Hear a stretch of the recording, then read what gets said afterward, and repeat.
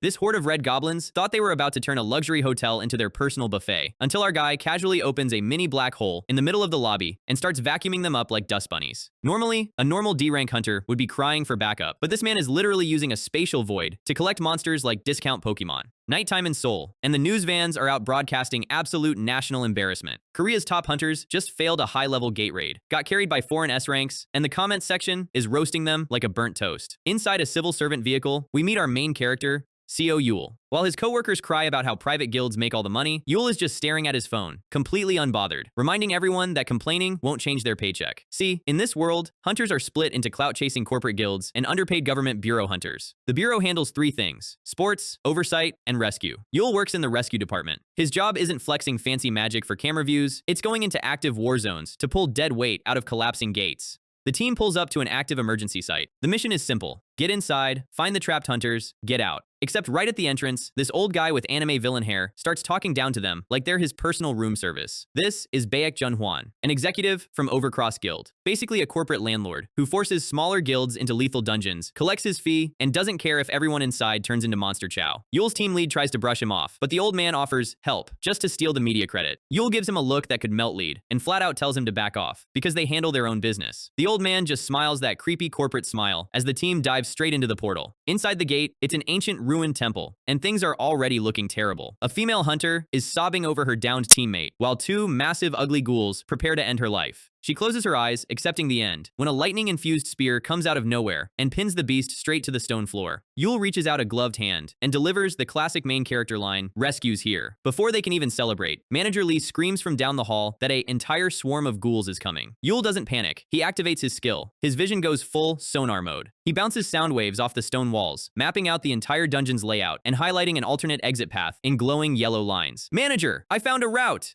Yule shouts, grabs the survivor, and the entire unit makes a run for it through the dark corridors. The rescued girl is shocked a D-rank hunter can read a dungeon like a GPS, but Manager Lee brags that Yule's spatial skills are top tier in the entire country. Too bad the dungeon didn't get the memo, because monsters start pouring out of the walls. The team is swinging axes and firing magic, but the ghoul count is climbing way too fast. The team's mage blasts a lightning bolt to clear space, while Lee Han cuts down anything that gets close. Yule spears another ghoul, realizing the monsters aren't just roaming blindly, they're actively herding the rescue team toward a specific kill zone. Clicks in Yule's brain. A dark wooden staff slams into the floor down the hall. Before anyone can react, a massive purple magic circle ignites under their feet. "What is this?" Manager Lee yells. "It's a trap spell! Get out now!" Yule roars. Purple binding threads snap outward from the floor, and a creepy skeletal hand twitches in the shadows. Manager Lee charges toward the edge, realizing he's too heavy to escape in time, and takes a direct force hit to the back. He shoves Yule clear out of the circle with all his weight. Yule hits the stone floor hard, looking back just in time to see system messages flash red. Movement speed restricted. "Hold on! I'll cut you out!" Yule yells, reaching for his spear. "Don't come closer!" Manager Lee screams back, sweat pouring down his face. "Take the survivors and run! That's an order!" The manager looks at Yule with sheer regret, gritting his teeth and saying, "I'm sorry," turning around to face his death alone. "Don't start acting like I'm already dead," Yule mutters, a sharp grin crossing his face. He steps right back inside the purple glowing circle. "You were just playing with us from the start, weren't you?" Out of the dark steps Caracal, the dungeon boss, a deer skull wearing, multi-eyed necromancer monstrosity that literally laughs at Yule's bravery. "If you let me live, maybe I'll tell you how I know your temple," Yule bluffs, blood trickling down his cheek. Caracal just raises a glowing purple hand. "I'll just turn you into a ghoul." Dark rot spreads across Yule's arm. System windows spam his vision. Cursed. Health decreasing rapidly. Yule falls to his knees while the manager is dragged away. As the dark rot burns through his veins, Yule remembers why he joined this underpaid job in the first place. He didn't do it for guild money or clout. Years ago, when a gate broke in his neighborhood, a faceless bureau hunter saved his life as a child, patted his head, and cried because he couldn't save everyone else. Yule wanted to be just like that guy. "So I can't die here!" Yule roars. He forces every single skill he owns to trigger at once and overdrive. Energy surges through the stone floor, searching for any glitch, any opening, anything. His glowing yellow eye catches something in the back wall, an ancient stone monument covered in strange blue runes. It's glowing in response to his desperate mana pulse. A blue screen pops up, records of a hidden class accessed. Yule gasps for air. "A hidden class?" Caracal reaches out a claw, laughing at his final struggle. "I'll put you out of your misery now!" Monsters leap from all sides to tear Yule apart. The blue screen flashes violently. "Would you like to change your class too?" Yule looks at the claws flying at his throat, the ceiling crumbling around him, and the rot eating his skin. "I've got nothing left to lose! ACEPT!"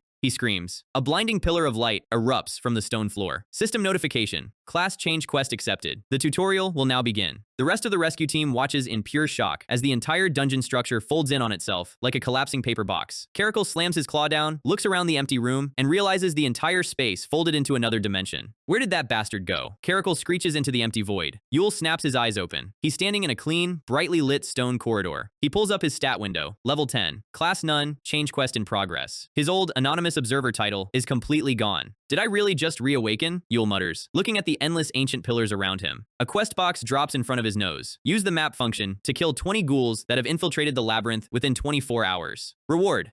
Class change to Labyrinth Architect. Penalty for failure. Quest cancellation. Death. I get the killing part, but what's this map function? Yule asks. He swipes his hand, and a 3D glowing hologram map floats above the floor like a sci-fi strategy game console. A tiny green dot marks his location, and 20 red dots are scattered across the surrounding maze halls. Yule's eye reflects the holographic grid layout. Hunt 20 ghouls in 24 hours using a radar map? For a searcher like me, Yule cracks a cold, confident smile. This is literally my day job. Let's do this! The tutorial speedrun is officially underway. A ghoul leaps out of the dark fog, and Yule drives a makeshift bone dagger right into its throat. System ding, level increased. Remaining ghouls, 4. Time remaining, 30 minutes. Yule drops the monster body, panting for breath, scavenging sharp monster claws to use as backup blades. Using the holographic map like a cheat code, he's been ambushing ghouls one by one, bringing the count all the way down from 20 to 4. He checks the radar map again, expecting easy pickings, but a massive, oversized red icon suddenly catches his eye. Unlike the small ghouls, this giant ghoul icon isn't wandering alone. It's moving alongside the remaining 3 ghouls in a tight formation. Yule sprints down the stone hallway, trying to catch them off guard, but as he turns the corner, a massive gray brute ghoul is already waiting for him. You startled me, Yule says, drawing his claw blade. Thanks for coming to die alone. Heavy footsteps echo from behind him. Yule turns his head, sweat dropping down his cheek. 3 more ghouls drop down behind him, blocking his only exit. You sneaky bastards. When did you learn to play as a team? Yule takes a deep breath, trying to calculate the odds. His current stat limit lets him handle 2 ghouls max at once. 4 at once is a suicide match. He checks the map overlay, red dots in front, red dots in back, stone walls on both sides. It's complete checkmate, Yule mutters. Yule grits his teeth, refusal burning in his eyes. Is this really the limit of a D-rank hunter? No.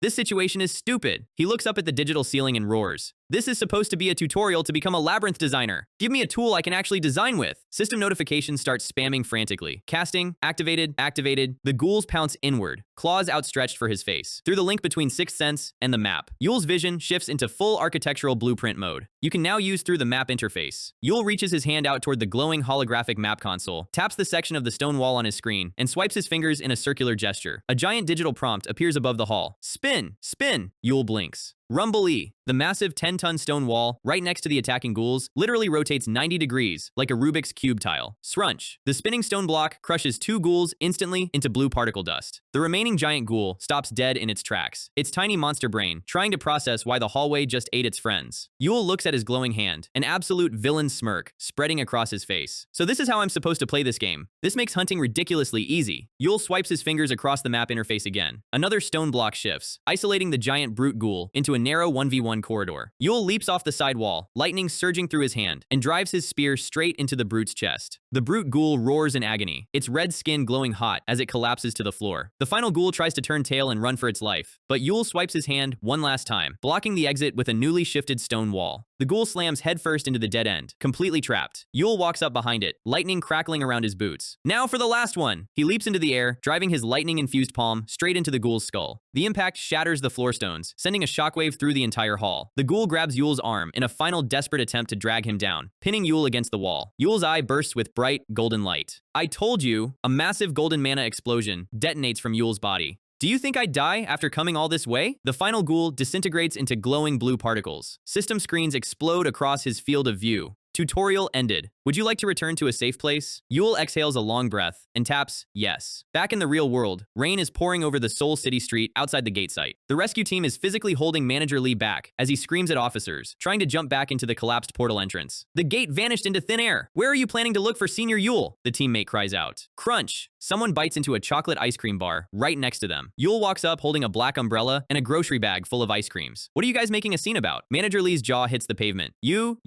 Senior? Yule offers them a calm smile. Let's grab some ice cream and quickly clock out. Later that afternoon, Yul is sitting casually on a stone bench near a public park fountain. He raises his right hand, summoning his new skill. A swirl of deep blue cosmic energy forms a miniature floating portal right above his palm. He reviews the S-grade skill details. Grade S allows the user to enter/exit the labyrinth at will and forcibly imprison enemies inside. Warning: enemies who escape by defeating the labyrinth boss will become stronger. It's completely invisible to normal people, Yul thinks, staring at the swirling void. I can use this to store enemies? He checks his Labyrinth Management tab. Durability, 143/150. Boss, none. Monsters, 20 ghoul bodies. To make his personal dungeon stronger and protect himself against major threats, he needs to stock it with high-grade monsters. I kill enemies inside the labyrinth, turn them into my dungeon monsters, and grow stronger. Simple loop. What are you thinking so hard about, mister? A voice calls out. It's Yeon-hee, his high school neighbor, holding out a fresh red apple. My mom told me to bring these to you. She smiles, handing over a bag of fruit. Yul takes an apple, chuckling. Giving me this much? You guys are too nice. As they walk down the shopping street, Yul asks casually, how's school life going? Yeon-hee drops her smile for a microsecond, looking down at the sidewalk. School is always the same, she says softly. Yul notices her reaction, taking a crunch out of his apple. Let Emmy go, IN! A hysterical woman screams down the street. Police officers are holding back a frantic mother, crying outside a nearby luxury hotel. The top floors of the hotel are shrouded in a dark purple dimensional aura. It's not a fire, Yul mutters, stopping in his tracks. A dungeon break. A purple gate hovers above the hotel roof, cracking open and leaking dark energy into the sky. Yul hands the bag of apples back to Yeon-hee. Hold on to these for a minute. I have to get to work for the rescue department. Police lines are set up around the hotel perimeter as crowd control struggles to contain panic. Yul ducks under the yellow Keep OUT tape. An officer lunges to grab his shoulder. Sir, you can't go in there. Yul pulls his official rescue department ID badge from his neck. Rescue department lead, CO Yul. The officer stammers. But you came alone. The primary guild squad hasn't arrived. Yul keeps walking up the hotel stairs while the cop tries to block his path. There's a full squad of red goblins inside. Going in alone is suicidal. That's exactly why I have to go in quickly, Yul says calmly. He points back at the crying mother in the crowd. There's still a young child trapped inside that hotel. The private guild hunters who get paid millions to handle this aren't even here yet. Yul turns his head back, giving the officer a calm look. Don't worry, I'm not alone anyway. Yul pushes through the glass, revolving doors into the dark hotel lobby. Normally, Hanwol Guild is responsible for clearing gates in this district, but corporate guilds ignore low-tier gates because they don't generate enough profit, leading to tragedies like this. Activated. Yul stops near the front desk, looking up at the dark second-floor balcony. Stop peeking and come down. I have something I want to test. Swoosh. 3 red shadows drop down from the decorative ceiling light. A trio of red goblins, muscle-bound, red-skinned monsters wielding axes and daggers, leap directly at his head. Yul doesn't even draw a weapon. He just smirks. Typical goblin behavior.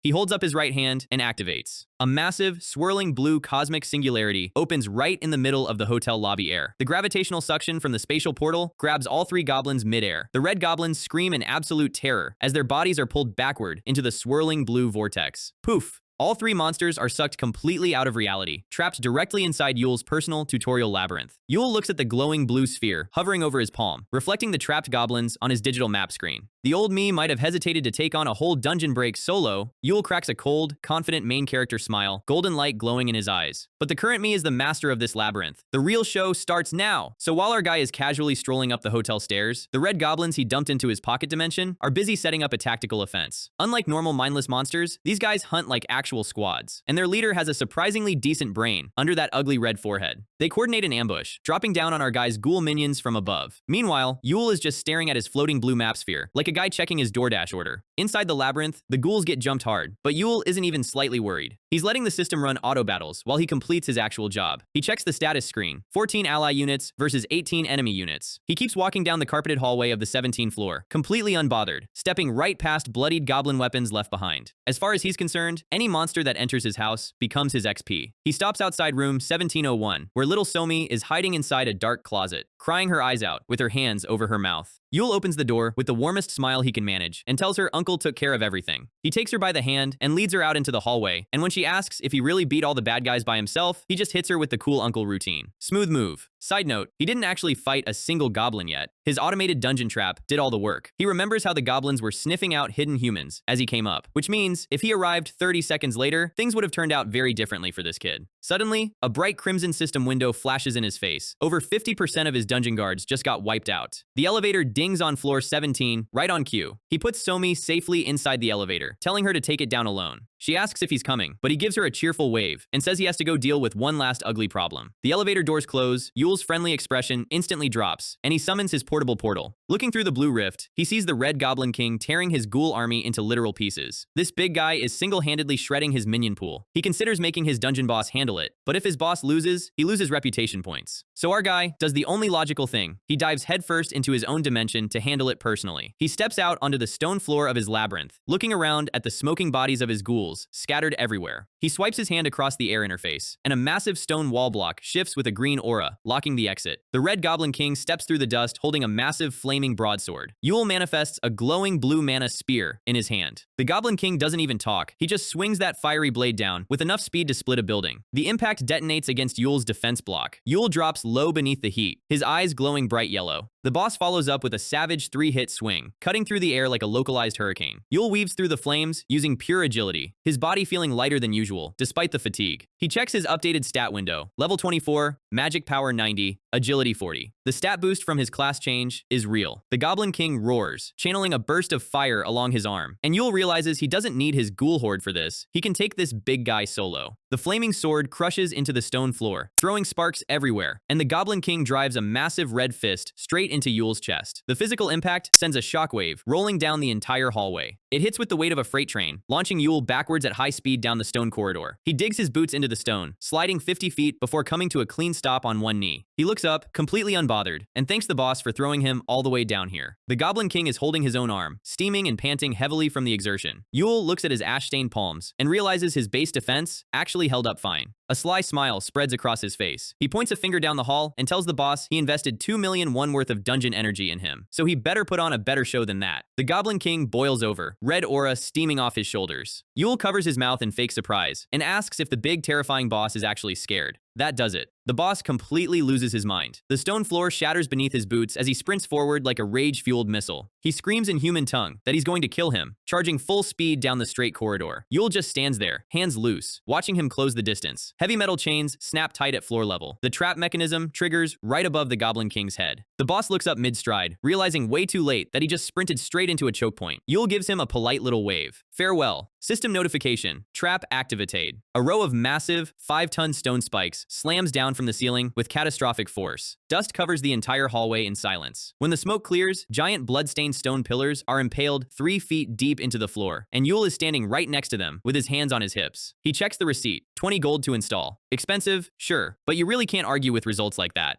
System windows flood his screen. Level up. The entire Red Goblin horde has been converted into his permanent dungeon army. A few minutes later, Yule steps out of the hotel main entrance into the night air, rubbing his sore neck. Before he can even take 3 steps, someone screams his name. Section Chief Lee Han comes stomping over in full armor, sweating bullets and looking like he's about to have a heart attack. He grabs Yule by the head, aggressively checking his bandages and asking how on earth a single D-rank scout cleared a whole hotel dungeon break solo. Yule hits him with the classic deadpan line, claims he hit his head and lost his memory, but maybe a high-end beef dinner will help it come back. While Lee Han is yelling at him for playing word games, a guy in a sleek suit and wire glasses steps out of the shadows behind them. He introduces himself as Kwon Sung-soon, Section Chief, representing the Hanwoo Guild. Lee Han and Yule immediately turn around, their expressions turning stone cold. The corporate guy bows with maximum fake politeness and thanks them for resolving the incident. Then, he puts a hand on Yule's shoulder and gets straight to the dirty part. He politely asks the rescue department to refrain from speaking with any news reporters about this little mishap. He explains that negative publicity about Hanwoo Guild slacking off on gate maintenance would just make the public uneasy. And of course, he promises Hanwoo Guild will sponsor the rescue department with some nice side donations if everyone stays quiet. Yule stares at him, recognizing the exact playbook corporate guilds used to sweep human casualties under the rug. Because public hunters are mostly low-rank civil servants, while top guilds hold all the flashy S-rank celebrities, the public naturally trusts the big corporate names to protect them. And these slimy executives exploit that trust every single day. Yule clenches his fist, but then his face instantly flips into a bright, fake customer service smile. He says he completely understands and wouldn't dream of blowing things out of proportion. Then his smile turns into a devilish smirk. He grabs Chief Kwon by the shoulder, squeezing with enough force to turn his knuckles white, and leans in real close while the corporate suit starts breaking out in a cold sweat. Yule's golden eyes gleam in the dark as he drops his price, 10 billion won. The suit's jaw drops so fast, it practically hits the pavement. That is how you do an extortion speedrun. Cut to the next morning, and our guy is sitting on a sunny park bench, peacefully peacefully sipping iced coffee through a straw. After extorting 10 billion won out of Hanwol Guild, he got awarded a full 2-day paid vacation. He cleared a dungeon break alone, secured massive government funding, and got time off. Life is good. The only downside is his squad mates back at the station are looking at him like he's an alien disguised as a human. He knows he can't let news of his reawakening get leaked to the press yet, because if top guilds find out a D-rank scout suddenly became a Labyrinth designer, his phone will never stop ringing. He opens his holographic UI to check his tutorial dungeon repair costs. Fixing the cracked stone walls and broken floor tiles takes 53 gold, which translates to 5.3 million won cash. He presses the confirm button anyway, grumbling that his home maintenance fees cost more than his monthly salary. He leans back on the bench to enjoy his drink in peace, and right on cue, his smartphone starts vibrating like crazy. He answers with pure annoyance, telling the caller to get straight to the point because he's on vacation. On the other end is Lee Jung-ye from the surveillance department, smirking through the receiver. She tells him since he's slacking off on vacation, he has plenty of time to use his scout skills for a quick favor. She asks if he can help her locate someone right now. Yul doesn't even respond. He just hangs up mid-sentence, leaving her screaming at her phone in the middle of her office. He sets his phone back down on the bench next to his coffee. He decides he'll save gold by not respawning all his minion monsters right away. Before he can even finish his thought, the phone rings again. Jung-ye unloads on him, screaming that a delicate and beautiful lady is begging him and promising to buy him high-end beef. Yul scoffs at the delicate part and asks who on earth she's even looking for. She drops the name, Kang Tae-san. Yul stops completely still. He stands up from the bench, holding the phone to his ear with a serious look. He admits that Kang Tae-san is someone he's wanted to meet for a very long time, and a guy of his caliber shouldn't be hard to find. He activates his sensory vision and scans the quiet park around him. A few feet away under a wooden gazebo, a group of senior citizens is playing Jangi on a small board. An old man slams a wooden piece down, yelling at his buddy for making a garbage move. Yul walks over, his golden eyes narrowing as he looks at the old guy in the suit. Radiating off the old man's back is a massive, demonic, dark red aura that looks like an absolute nightmare. Yul rubs his chin, thinking that flexing an aura like that in a public park is pretty wild, and the old man turns around, asking if the young man watching knows how to play Jangi. Yul leans down, casually pointing at the board and giving him a quick piece placement recommendation. The instant Yul speaks, his warning system goes off like an air raid siren. An invisible shockwave splits the air right past Yul's head. A single wooden Jangi piece is embedded 3 inches deep into a solid oak tree trunk behind them, smoking from friction. The old man stands up slowly, dark red aura flaming off his shoulders as he glaringly looks at Yul. Yul wipes a drop of sweat off his face, realizing his sensory warnings were right on the money. This is him, one of the legendary 5 S-rank hunters in South Korea, the living myth who can turn literally anything he holds into a weapon of mass destruction, the Weapon Master, Kang Tae-san. Right as the tension peaks, Jung-ye comes running into the park out of breath, shouting, "Master!" She stops next to them, panting in her suit, completely out of stamina. Kang Tae-san glares at Yul and asks if he's the new surveillance department brat she brought along.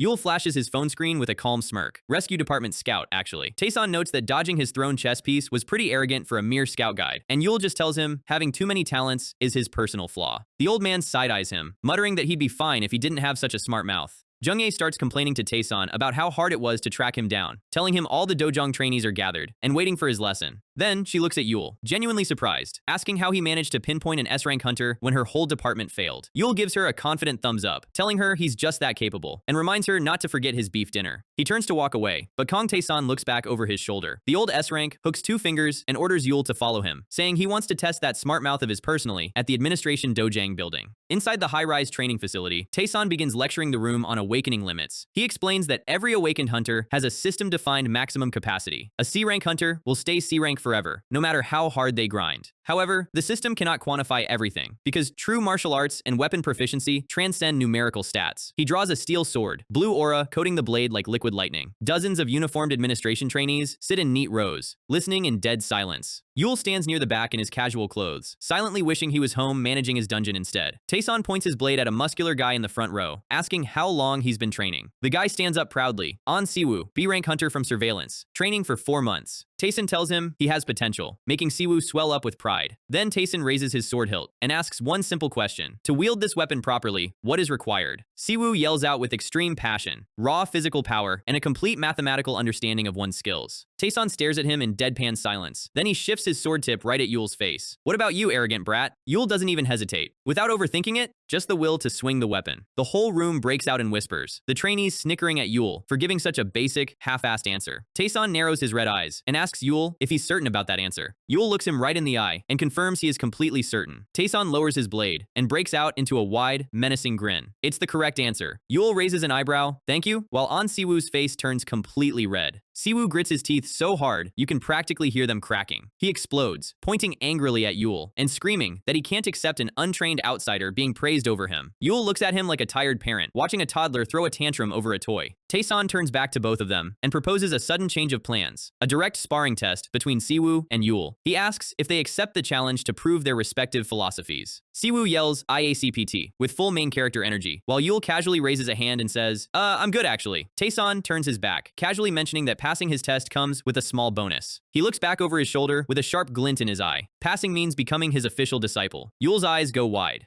Being the personal disciple of an S-rank weapon master isn't just about getting stronger. It gives him massive political backing, elite gear access, and unshakable authority. Taesan smirks at him. Feeling a bit more motivated now, kid? Yul stands still for a second, then cracks his knuckles with a tight grip. He turns around with glowing yellow eyes and a wicked grin. More than enough! So, Kang Taesan lays down the rules of the test. Whoever uses the transferred skill to break the magic stone in front of them becomes his official disciple. Our guy looks at the target. It's an ether stone, a high-density mana barrier block, straight out of a temple gate. Siwoo is over here flexing his jaw and hyperventilating like he's about to max out his bench press, while the rest of the Dojang trainees scream from the sidelines like it's a high school wrestling match. Yul doesn't care about the hype. He just wants the S-rank backing that comes with winning this spot. Old man Taesan steps up to begin the skill transmission. He warns them that if their minds can't handle the pressure, they fail on the spot. And then he turns on the tap. A violent wave of crimson aura erupts from the old man, flooding the entire hall. Siwoo instantly drops to his knees, clutching his chest like he's being crushed by 10 tons of lead. The pressure is absurd. But inside the suffocating aura, Yul's vision shifts into something else entirely. His mind enters a quiet inner plane, a single glowing spear standing beneath moonlight over still water. That's the core of Taesan's technique, pure composure amidst total destruction. System notifications flood his screen. 1-9. And new Zera fully mastered. The aura fades, and Taesan looks at both of them. Both Yul and Siwoo are still standing, holding their breath. Meanwhile, half the trainees behind them are literally passed out on the floor, calling for medics. Taesan strokes his mustache, pretty impressed that 2 people actually survived the pressure wave. He asks who wants to strike the ether stone first. Siwoo grips his broadsword, veins popping out of his forearms. He steps up to the glowing red barrier stone, yelling that he's going to crush Yul's spirit before he even gets a chance to try. Yul just yawns right in his face, completely unbothered by the side character behavior. Siwoo channels red lightning into his blade, muttering that a D-rank scout must have bribed his way in here. He winds up a full power slash and slams his sword straight through the ether stone, shattering it into floating crystal shards. The trainees and Agent Jungye gasp in utter shock. A B-rank breaking an ether stone in one hit is genuinely impressive. Taesan gives a small nod. He mastered the Dragon King's swordsmanship path cleanly. Not bad. Siwoo walks back with the biggest grin on his face, deliberately shoulder-checking Yul and telling the junior not to try stealing a senior spot.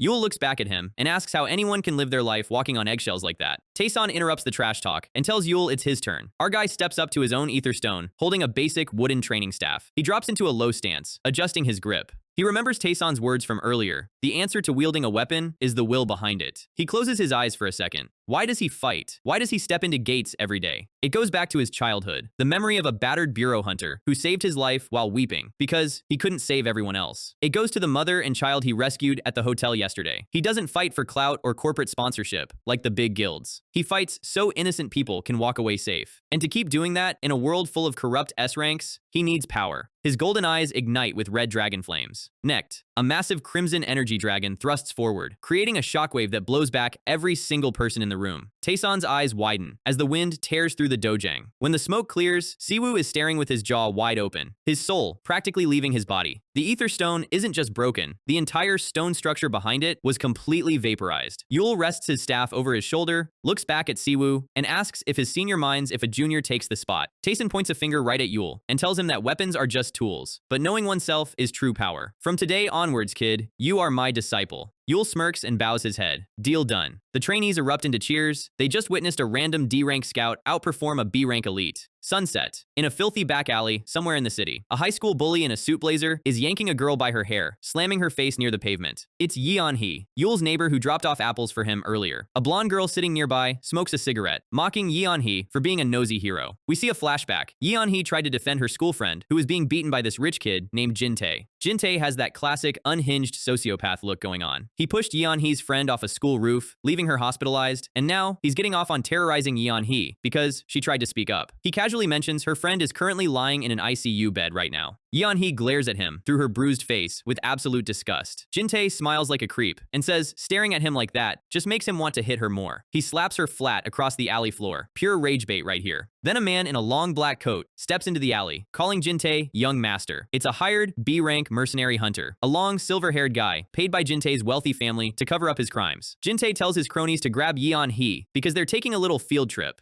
The silver-haired B-rank asks where they're heading, and Jin-tae grins, saying they're going somewhere isolated with no people around. The Yellow Belt, a sealed-off former dungeon break zone, surrounded by massive containment walls. Cut back to Administration HQ. Agent Jung-ye is walking with Yul down the sleek hallway, complaining about how Taesun let him pick whatever weapon he wanted from the vault. She asks if that simple wooden spear shaft is really all he picked. Yul inspects his new weapon, UI-9. It adapts its grade and form based on the user's willpower. It looks simple, but it's a cheat code artifact. Jung-ye stretches her arms, whining that it's way past her clock out time. They reach the lobby entrance, where a security guard is blocking a weeping woman from entering. It's Yeon-hee's mother, desperate and crying, asking if Chief CO Yul is inside. She says nobody at the station is answering her emergency phone calls. Yul hears his name and steps through the glass barrier gates. He runs over, asking her what happened. She grabs Yul's shirt with trembling hands, sobbing uncontrollably. Our Yeon-hee, she got dragged away into the Yellow Belt. Yul's expression instantly goes completely blank. A thick, blood-red, murderous aura erupts around him as his golden eyes go narrow. Dragged away by who? Exactly? Inside the dark, mist-heavy forest of the Yellow Belt, Jin-tae and his bully gang are walking deeper into the overgrown trees, with their hired B-rank hunter leading the way. Jin-tae is grinning, telling his cronies they brought a B-rank along just to test if Yeon-hee would survive fighting a monster. He puts his arm around her bruised shoulders, taunting her that if she fights with the same spirit she used to glare at him, she might live. Yeon-hee bites her bloodied lip in silence, waiting for a single opening. The second Jin-tae loosens his grip, she shoves him back with all her strength and sprints into the thick trees. Jin-tae doesn't even chase her. He just looks at his hired B-rank and says, "Catch her." Yeon-hee runs through the brush, her heart pounding out of her chest, knowing if they catch her out here, she's dead. A heavy boot steps down right in front of her. The silver-haired B-rank trips her smoothly, slamming her face first into the muddy dirt. She screams for help at the top of her lungs, but the mercenary just kneels next to her, telling her nobody can hear her out here. Suddenly, a massive, razor-sharp pincer swings down from the canopy above. The silver-haired hunter reacts instantly, drawing his blade as the trees shake violently. A huge shockwave tears through the clearing, scattering the bully gang in panic. The blonde girl gets impaled straight through the chest by a jagged insect sting, screaming in agony before dying on the spot. Jin-tae stumbles back in terror, yelling at his B-rank guard to protect him. The silver-haired hunter looks up at the trees, his eyes narrowing. A swarm of giant airborne monsters drops down. Stinghawks, red-eyed mutant wasps with blade pincers. Meanwhile, elsewhere in the forest, Yul is walking calmly through the brush, wearing full tactical camo gear. He's holding his smartphone to his ear, stepping right over a dead stinghawk he already impaled. On the line is Vanguard hunter Kang Jungmin, smoking a cigarette on a rooftop outside the wall. Jungmin tells him the Yellow Belt was sealed off years ago after a failed gate cleanup, and warns him to be careful inside. Yul tells him he's a bit late with the warning, since he's already deep inside the zone. He hangs up and looks around at the corrupted, glowing green forest around him. Definitely not a place anyone would want to vacation. The Yellow Belt is a red zone perimeter gate, where monsters overwhelmed government control. The monsters here aren't individually high rank, but they are hyper-aggressive pack hunters. Yul steps on a crushed Stinghawk head, noting that compared to the red goblins he fought at the hotel, these bugs are pretty frail. He picks up the pace, sprinting through the trees to find Yeon-hee, before the bullies do something irreversible. 4 Stinghawks drop out of the canopy like dive bombers. Yul slides under their stingers, the sharp pincers smashing into the dirt right behind his boots. More buzzing fills the air. A whole squad of 20 Stinghawks descends from the upper branches. System window pops up. Melith. Yul summons his spatial end-steer portal over his palm, looking at the swarm with total annoyance. He opens the portal wide, telling them to call every single friend they have. Inside his personal labyrinth dimension, the Stinghawks pour through the blue portal rift, and Yul realizes way too late that these bugs operate on a hive mind. He wipes a drop of sweat off his cheek. Yeah, they really did bring all their friends. Dozens more dive bomb through the portal at high speed. Yul thrusts his spear forward, cutting through 3 bug heads in one motion, spinning his shaft to deflect a barrage of incoming stingers. He checks his floating labyrinth status screen mid-combat. Current allied units, 18 remaining out of 35. His ghouls and red goblins are getting slaughtered by 34 Stinghawks inside his house. If he lets any more bugs inside, his minion army will be wiped out completely, and taking more structural damage will cause his whole labyrinth dimension to collapse. He backs off, realizing he can't fight 40 flying wasps with physical spear thrusts alone in time. So our guy decides to pull out a last resort move. He jumps onto a high tree branch, overlooking a massive forest lake, summoning a massive end portal over his hands. He aims the portal directly at the lake surface beneath him. He opens the rift wide and kicks his leg out. Full charge!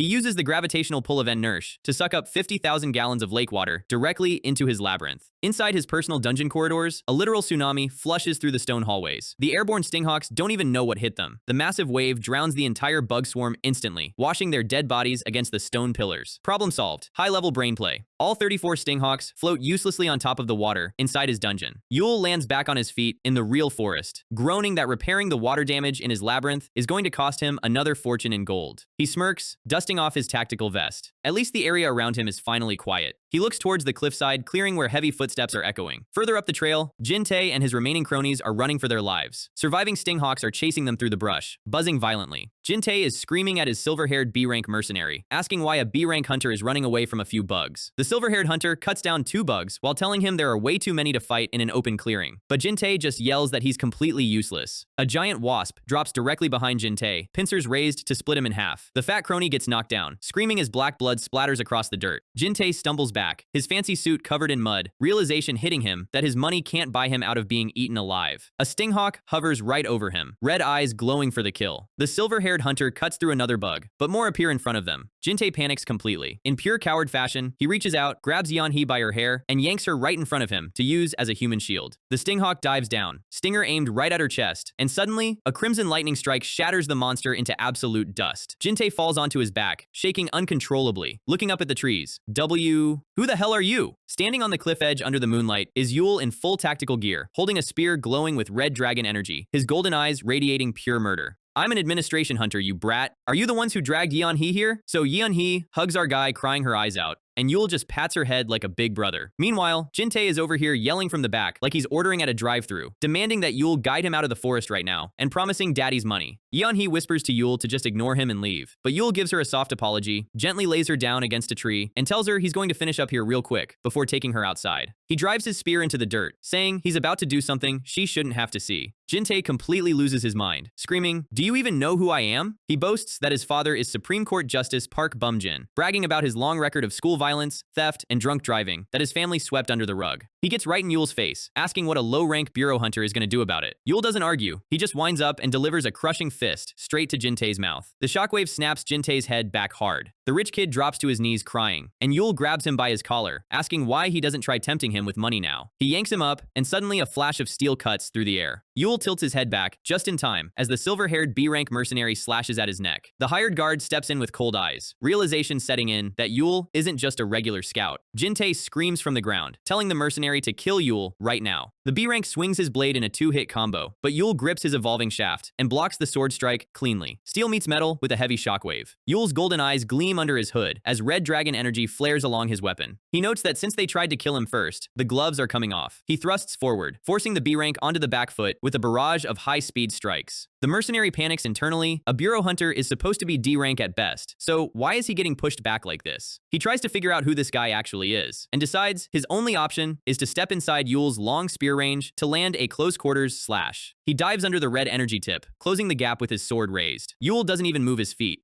If you dig in like that, I have no choice but to throw a punch. He drives a heavy left hook straight into the mercenary's chin. The impact lifts the B-rank off his feet, slamming him headfirst into the dirt, knocked out cold. Jin-tae clutches his head in horror, screaming at his hired guard to get up. Yule checks his knuckles, pretty surprised at his own damage output. All that EXP he farmed from clearing stinghawks inside his labyrinth boosted his base stats way higher than he thought. He's officially surpassed a standard B-rank hunter in raw specs. Jin-tae grabs a heavy rock off the ground, whining that a mere bureau hunter shouldn't look down on him. He charges at Yule like a toddler throwing a tantrum. Yule doesn't even use his weapon, he just sidesteps and sweeps Jin-tae's legs, sending him flying upside down. Jin-tae hits the ground face first with a sickening crunch. Yule stands over him, asking how it feels to finally be on the receiving end for once. Jin-tae spits blood, screaming hysterically that power and money rule the world, so why is Yule taking it out on him? Yule glares down with deadpan cold eyes. A guy beyond help like this is better off not existing. Jin-tae crawls backward in terror, asking what he's going to do. Yule ignores him, picking up Yeon-hee in a bridal carry. He tells Jin-tae he's just going to leave him to the local residents, pointing toward the dark tree line behind him. Jin-tae turns around, freezing in pure horror. A pack of wild dire wolves steps out of the shadows, purple energy flaring from their glowing eyes. Jin-tae screams for mercy, waving his hands uselessly as the beasts surround him. The lead wolf lunges straight for his throat. A violent scream echoes across the night sky under the full moon. Yule walks away through the dark forest, holding Yeon-hee, not looking back even once. absolute cold-blooded menace. The Yellow Belt kidnapping incident officially comes to an end. Outside the containment wall, Yeon-hee is safely returned to her sobbing mother's arms. Vanguard agent Jungmin tells Yul they already arrested the corrupt gate guards, who let Jin-tae inside. News headlines explode across every national channel. Supreme Court Justice's son linked to illegal kidnapping in sealed dungeon zone. The scandal blows up so fast that Supreme Court Justice Park Bum-jin is forced to resign in disgrace by nightfall. Back at Bureau HQ, Yul is staring at his system interface. A new quest window flashes. 1 Neil. Rewards, 100 gold, poison needle dagger, royal jelly. He remembers seeing the Queen Hornet cocoon on his way out of the Yellow Belt. It was a massive, crimson-eyed apex monster, protected by a whole hive. Taking her down won't be easy. But Yul smiles. He wants that Queen Hornet as a permanent boss unit inside his labyrinth. If normal Hornets almost broke his dungeon, adding their queen to his deck will make his defenses unstoppable. He grabs his bag, waving goodbye to his team, and saying he has somewhere else to be. Section Chief Lee Han holds up a stack of reports, asking if he's finishing his daily paperwork first. Yul stares at the paperwork in dead silence. He slams the office door shut and sprints away at full speed. With 1 month left on his quest deadline, he arrives at the traditional gates of the Korea Martial Arts Association. He steps onto the courtyard, where S-rank Kang Taeson is waiting in his white robes. Taeson looks back with a sharp smirk. You're late. Training starts right now. Cut to the sunset over the massive traditional dojang complex. Yul is wearing white training robes, completely bewildered that he was named a direct disciple. Taeson walks ahead, telling him not to feel too pressured. There are only 2 senior disciples above him, but the training is a nightmare. They enter a huge wooden training hall, where a broad-shouldered guy is standing at attention. It's Jang Jun-soo, B-rank hunter and top disciple, bowing respectfully to the master. Yul gives a polite nod as he walks past. Jun-soo glares at Yul's side-eye, internally questioning why the master picked this random guy. Taeson walks up to a pedestal, holding a massive, stone-hard jawbone, the jaw of an iron ghoul, a unique mutant monster. He unbuttons his top robe, showing off a back covered in massive combat scars, saying this beast almost killed him decades ago. He grabs the iron handles mounted on the jaw, takes a deep breath, and erupts with violent red aura, manually ripping the heavy iron jaw open with raw grip strength. The sheer force shakes the wooden floorboards. He slams it shut with a loud crash. The junior trainees clap in awe, while Yul internally wonders if this old man's body is built out of a literal warship. Taeson wipes his hands and tells Yul to give it a shot. Yul steps up, gripping the metal handles, confident that his post-Stinghawk stat boost will give him enough output. He strains with everything he's got, veins popping along his neck, and Taeson raises an eyebrow in surprise. The iron ghoul jaw doesn't budge even a single millimeter. Total anticlimax. Taeson laughs, turning his back and telling Yul that raw physical strength needs time to build up.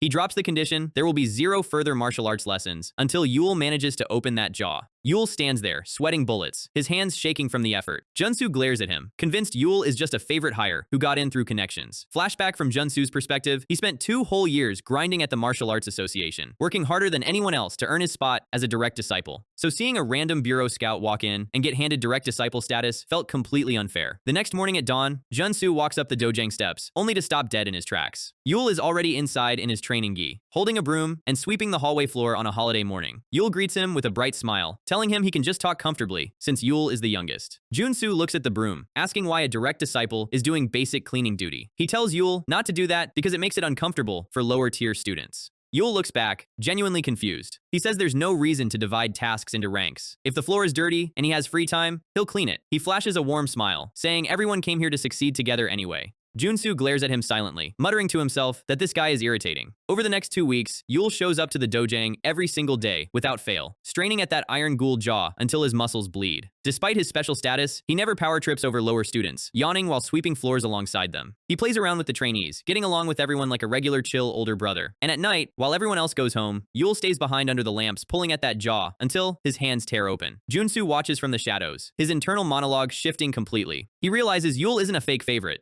He's the exact ideal of a true martial artist that Junsu always wanted to be. Yul pulls with a ferocious roar, the iron jaw creaking as metal scrapes together. It snaps shut right before locking open, and Yul wipes his sweat, sighing that he was so close. A water bottle gets extended into his field of view. Junsu stands there, looking away awkwardly, telling him not to overdo it. Seo Yul, Yong, Nim. Yul takes the bottle with a sly grin, teasing him that it took long enough to drop the formalities. Junsu blushes slightly, but before they can talk, a heavy horn blows in the distance. A loud resonance echoes across the city sky, the departure signal of Overcross Guild. Junsu explains that Overcross is heading out for a massive night dungeon raid. He mentions he worked for Overcross briefly in the past, knowing how ruthless their schedule is. Cut to a deep forest outside the city limits. A squad of Overcross hunters in heavy armor emerges from a purple gate portal. 2 guards in camo vest plates chat about wrapping up their raid early. Behind them, they are towing a massive floating blue containment cage, holding a 3-star boss monster, a Steelblood Orc. One guard asks if capturing live monsters is actually legal. The senior guard scoffs, saying selling a live Steelblood Orc orc on the black market will net them at least 12 billion won. The rookie holds up a bone necklace taken from the orc, asking if it's worth anything. Inside the glowing energy cage, the Steelblood orc's eye snaps open, crimson blood dripping down its massive fangs. The guard tosses the sacred necklace onto the dirt, calling it trash. The orc's jaw twitches with pure rage, its dark red chest crystal glowing violently. The energy barrier shatters into a million pieces as the 3-star boss breaks free, right behind the laughing guards. Cut to nighttime, outside Bureau HQ.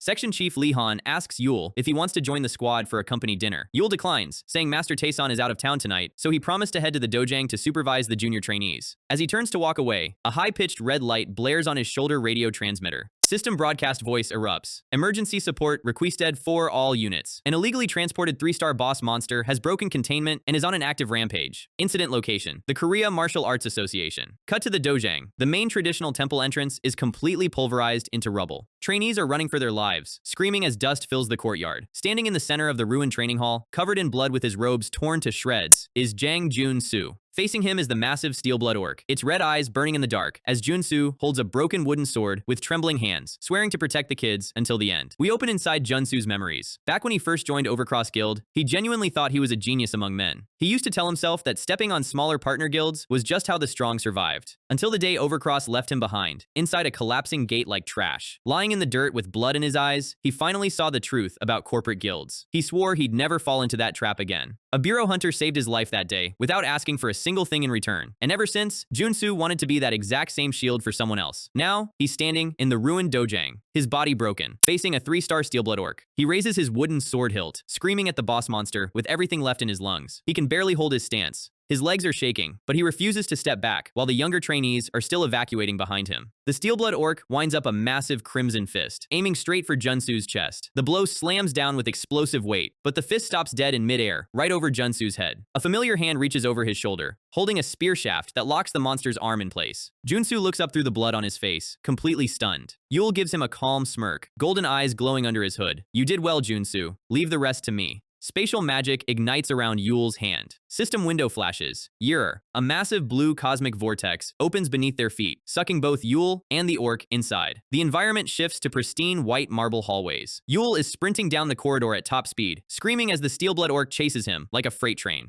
Our guy pulled off the cool entrance outside, but inside his house, he is running for his absolute life. The orc swings its arm, pulverizing 10-ton stone pillars into dust with zero effort. Yule realizes fighting a 3-star boss in a straight physical match right now is suicide. He swipes his hand across the air interface, summoning a blue spawn gate. Consider this a gift! A wave of ghouls and red goblins pours out, swarming the orc's legs. Yule drops low, looking for a clean backstab, while the mob draws aggro. The orc doesn't even slow down. It flexes its red chest crystal and squashes 4 goblins in one swing, like literal flies. System notifications flash red. Ally units dying at record speed. Yule grips his spear, gritting his teeth. He just spent his hard-earned gold repairing these halls yesterday. Normal minion mobs aren't even scratching this guy's metallic armor. He realizes he has to pull out the one card he was saving for emergencies. Heavy stone footsteps echo from the end of the hall. The ground vibrates violently as a massive shadow steps out. Labyrinth boss, 1 Yule. The giant brute ghoul boss, Yule, captured back in Chapter 2. Ziri tackles the Steelblood orc straight into the stone wall, teeth bared. The 2 giant monsters lock jaws in a brutal grapple. Yule vaults off a fallen pillar, closing the distance at high speed. Finally, I see an opening! The orc roars, red aura bursting off its skin, and bites down hard right onto Ziori's neck. It slams Ziori into the floor, crushing the brute ghoul's skull into absolute rubble. System window pops up.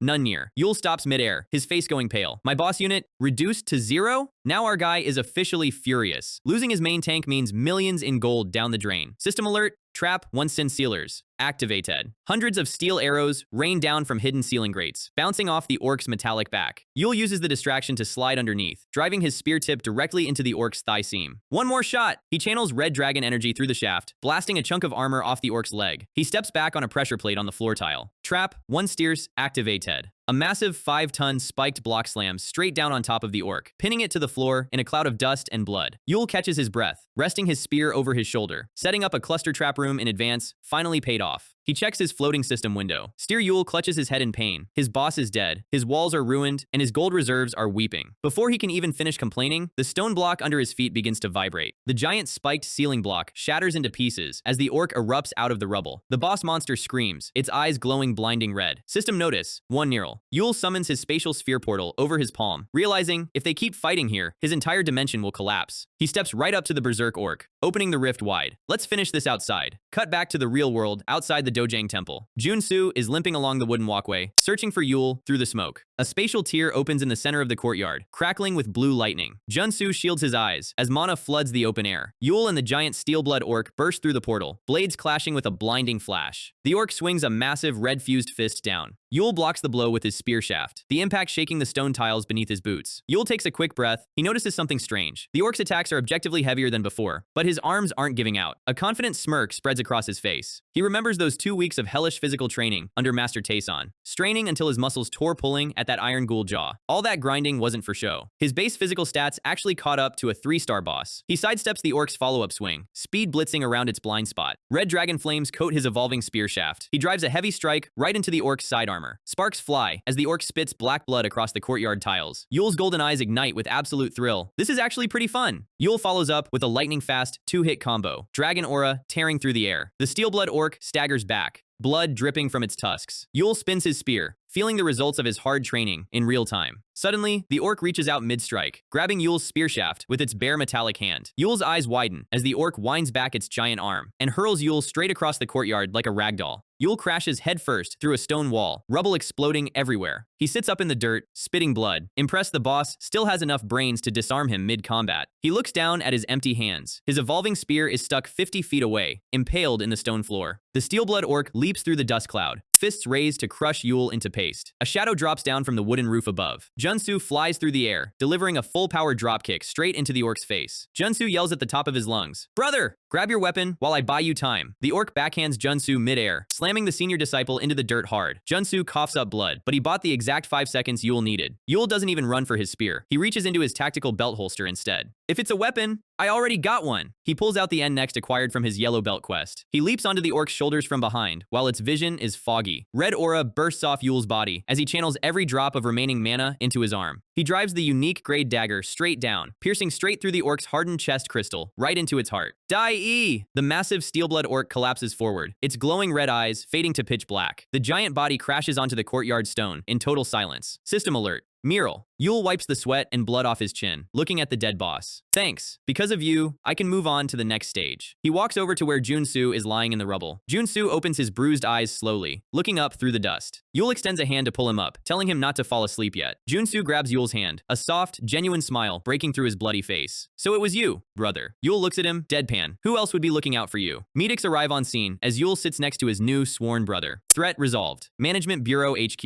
A massive crowd of news reporters and camera crews is gathered outside the glass building. Smartphones and live stream rigs are raised everywhere as a sleek black sedan pulls up. Stepping out of the car is Baek Junhwan, executive director of Overcross Guild. Reporters swarm him, shoving microphones in his face and asking if Overcross was illegally transporting monsters. Director Baek stops, putting on his best fake remorseful expression for the cameras. He lies through his teeth, claiming Overcross brought the 3-star orc in purely to donate it to the government for research. Classic corporate spin, framing illegal black market smuggling as a generous public service. Suddenly, someone in the crowd shouts, "Look, it's a soul rescuer!" The media circus pivots instantly, swarming Yule as he walks toward the entrance in his uniform. A fellow rescue officer puts an arm around Yule, trying to shield him from the cameras. A clout-chasing streamer with a selfie stick shoves his phone right into Yule's face. He loudly asks if the rescue department is to blame for letting monsters enter public zones in the first place. Yule stops dead in his tracks. His officer tells him to just ignore the paid YouTuber. The streamer keeps pushing, egging Yule on for view counts while live streaming to thousands. Yule sighs, taking a deep breath. He knows exactly who paid this guy to ask loaded questions. He turns back around with a sharp smirk. He grabs the streamer's phone setup, leaning right into the live camera lens. This is live, right?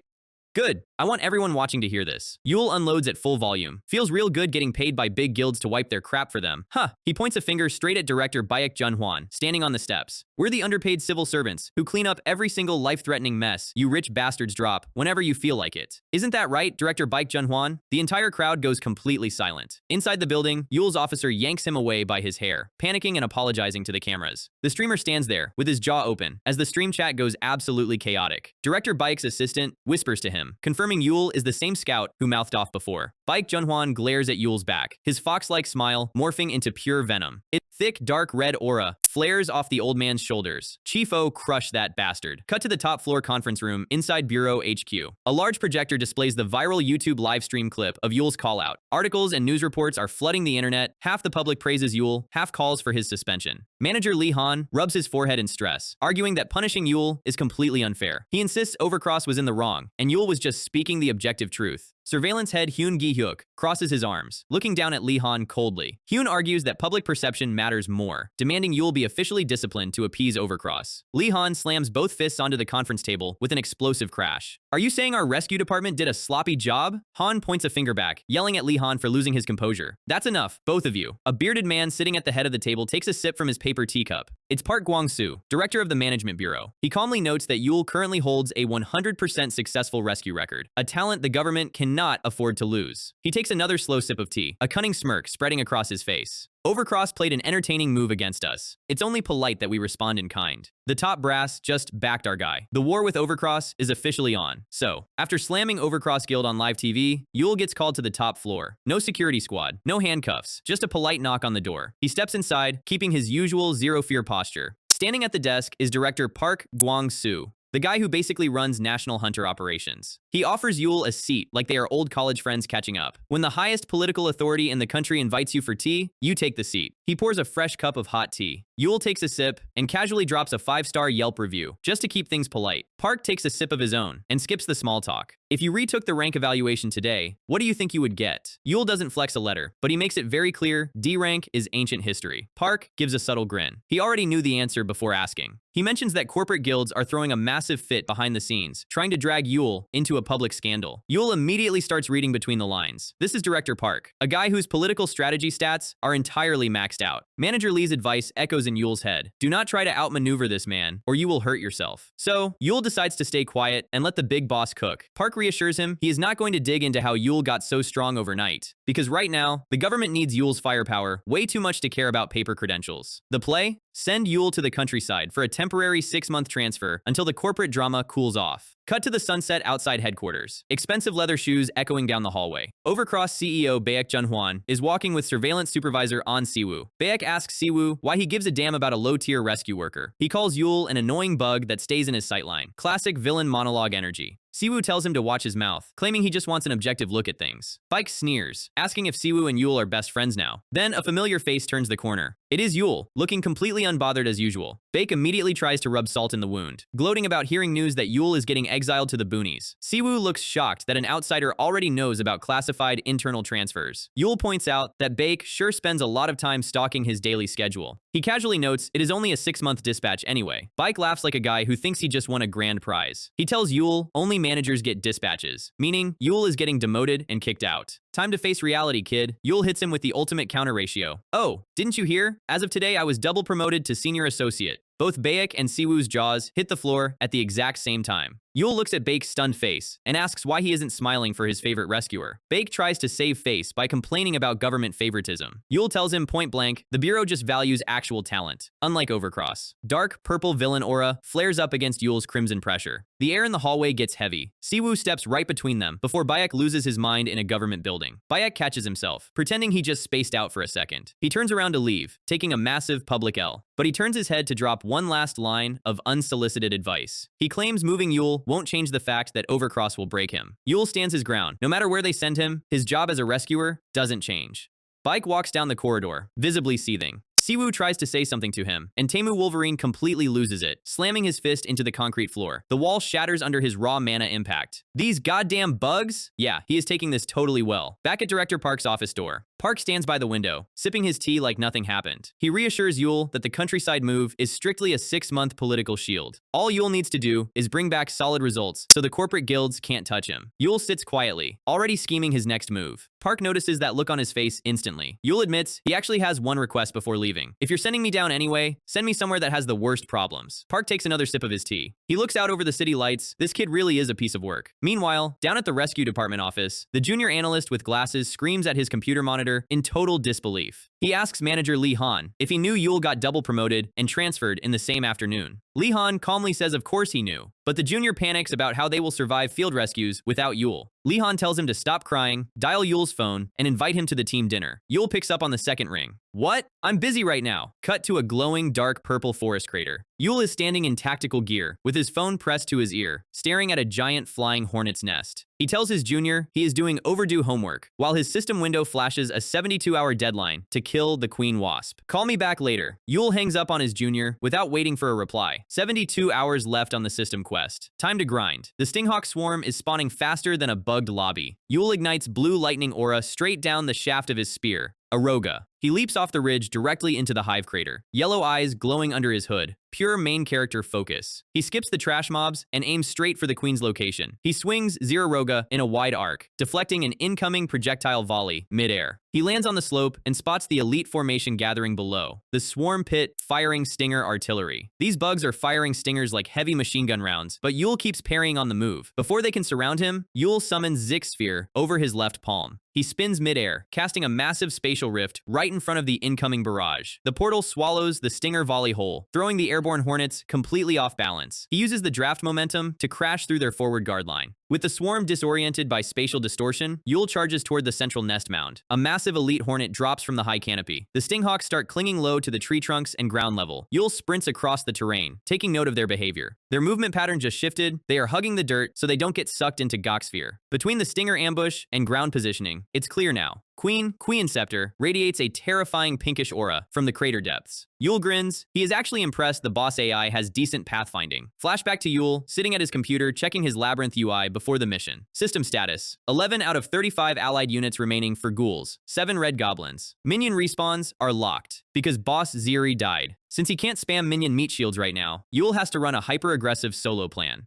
System prompt. Entering the labyrinth. Back in the present fight, Yul slashes through a hornet's carapace. He opens Zik Sphere to vacuum the target straight into his dimensional hold. System prompt. Exiting the labyrinth. Yul drops out of the sky like a tactical missile, landing directly in the queen's inner chamber. Maximum efficiency with spatial teleportation. The impact wave blows away all surrounding hive debris. He lands cleanly on both feet in the smoke. You can stop hiding and come out now. Queen Scepter reveals her massive, terrifying form from the shadows. Glowing crown markings and multi-layered mandibles vibrating with dark aura. Yul feels the air grow thick. Her pheromones just spike to maximum levels. She is calling in her top unit. A dark purple blur drops from the ceiling like a falling anvil. Enzir flashes red in Yul's vision. It isn't a mob swarm. She summoned her personal ultimate weapon. Royal Guard Winglash steps up. Winglash slashes with scythe-like arms at absurd speeds, consuming massive energy resources. Yul dodges backwards across the nest mound, barely staying ahead of the razor edges. He realizes if he takes out this bodyguard, the queen is completely wide open. Yul thrusts Six Sphere right into Winglash's chest path. Winglash screeches as its arm gets caught in the spatial vortex, but the guard uses its second scythe to chop off its own trapped arm to stay in the fight. A massive shockwave shatters the ground beneath them. Winglash tackles Yul out of the air, pinning him down under heavy physical weight. Yul holds off the remaining blade with his spear shaft, sweating from the sheer force. It actually severed its own limb, just to bypass Grisphere. Respect where it's due. Winglash flexes its ultra-dense wings overhead, preparing a lethal drop stab. The queen watches from behind, thinking the battle is over. Yul looks right into the monster's glowing red eyes and smiles. You two are making this a real hassle. He triggers Six Sphere directly beneath both of them. A massive spatial distortion sweeps through the entire nest room. Winglash and the queen crash onto the polished marble floor of Yul's grand labyrinth hall. Yul stands up casually, dusting off his shoulder. Welcome to my territory. He gives them a friendly warning not to move around carelessly in another man's house. Yul brings up his holographic 3D dungeon interface. Talking to myself in front of monsters? I really am becoming a weirdo. He taps the red hazard node on his labyrinth map. System prompt, trap activated. Thousands of heavy steel arrows rain down from the stone ceiling. Winglash flaps its massive wings, deflecting the volley to shield the queen in a desperate move. But Yul didn't just trigger one trap. Arrows shoot from the floor and side walls simultaneously. Winglash gets completely shredded by multi-directional steel, disintegrating into dust. The queen is left alone on the stone tiles, completely defenseless. Yul steps through the smoke, as secondary flame traps incinerate the remaining hornet remnants. Close up on the queen's glowing eyes, as she realizes her entire royal guard was wiped out in 5 seconds. Yul ignites destructive crimson aura around Ziroga, grinning. Now it's finally just the two of us left. Huh. Yul charges forward, lighting up his spear with blue lightning aura. Queen Scepter braces her heavy armor shell, trying to turtle up. Standard thrusts aren't going to pierce that thick hide without wasting half his stamina pool. He shifts his footing on the marble tiles, changing his angle. He aims straight for the soft gap beneath her headplate. Pink aura flares up as the queen attempts a desperate counterstrike. Sparks fly across the floor as weapon meets monster armor. Yul slides back across the stones, readjusting his grip.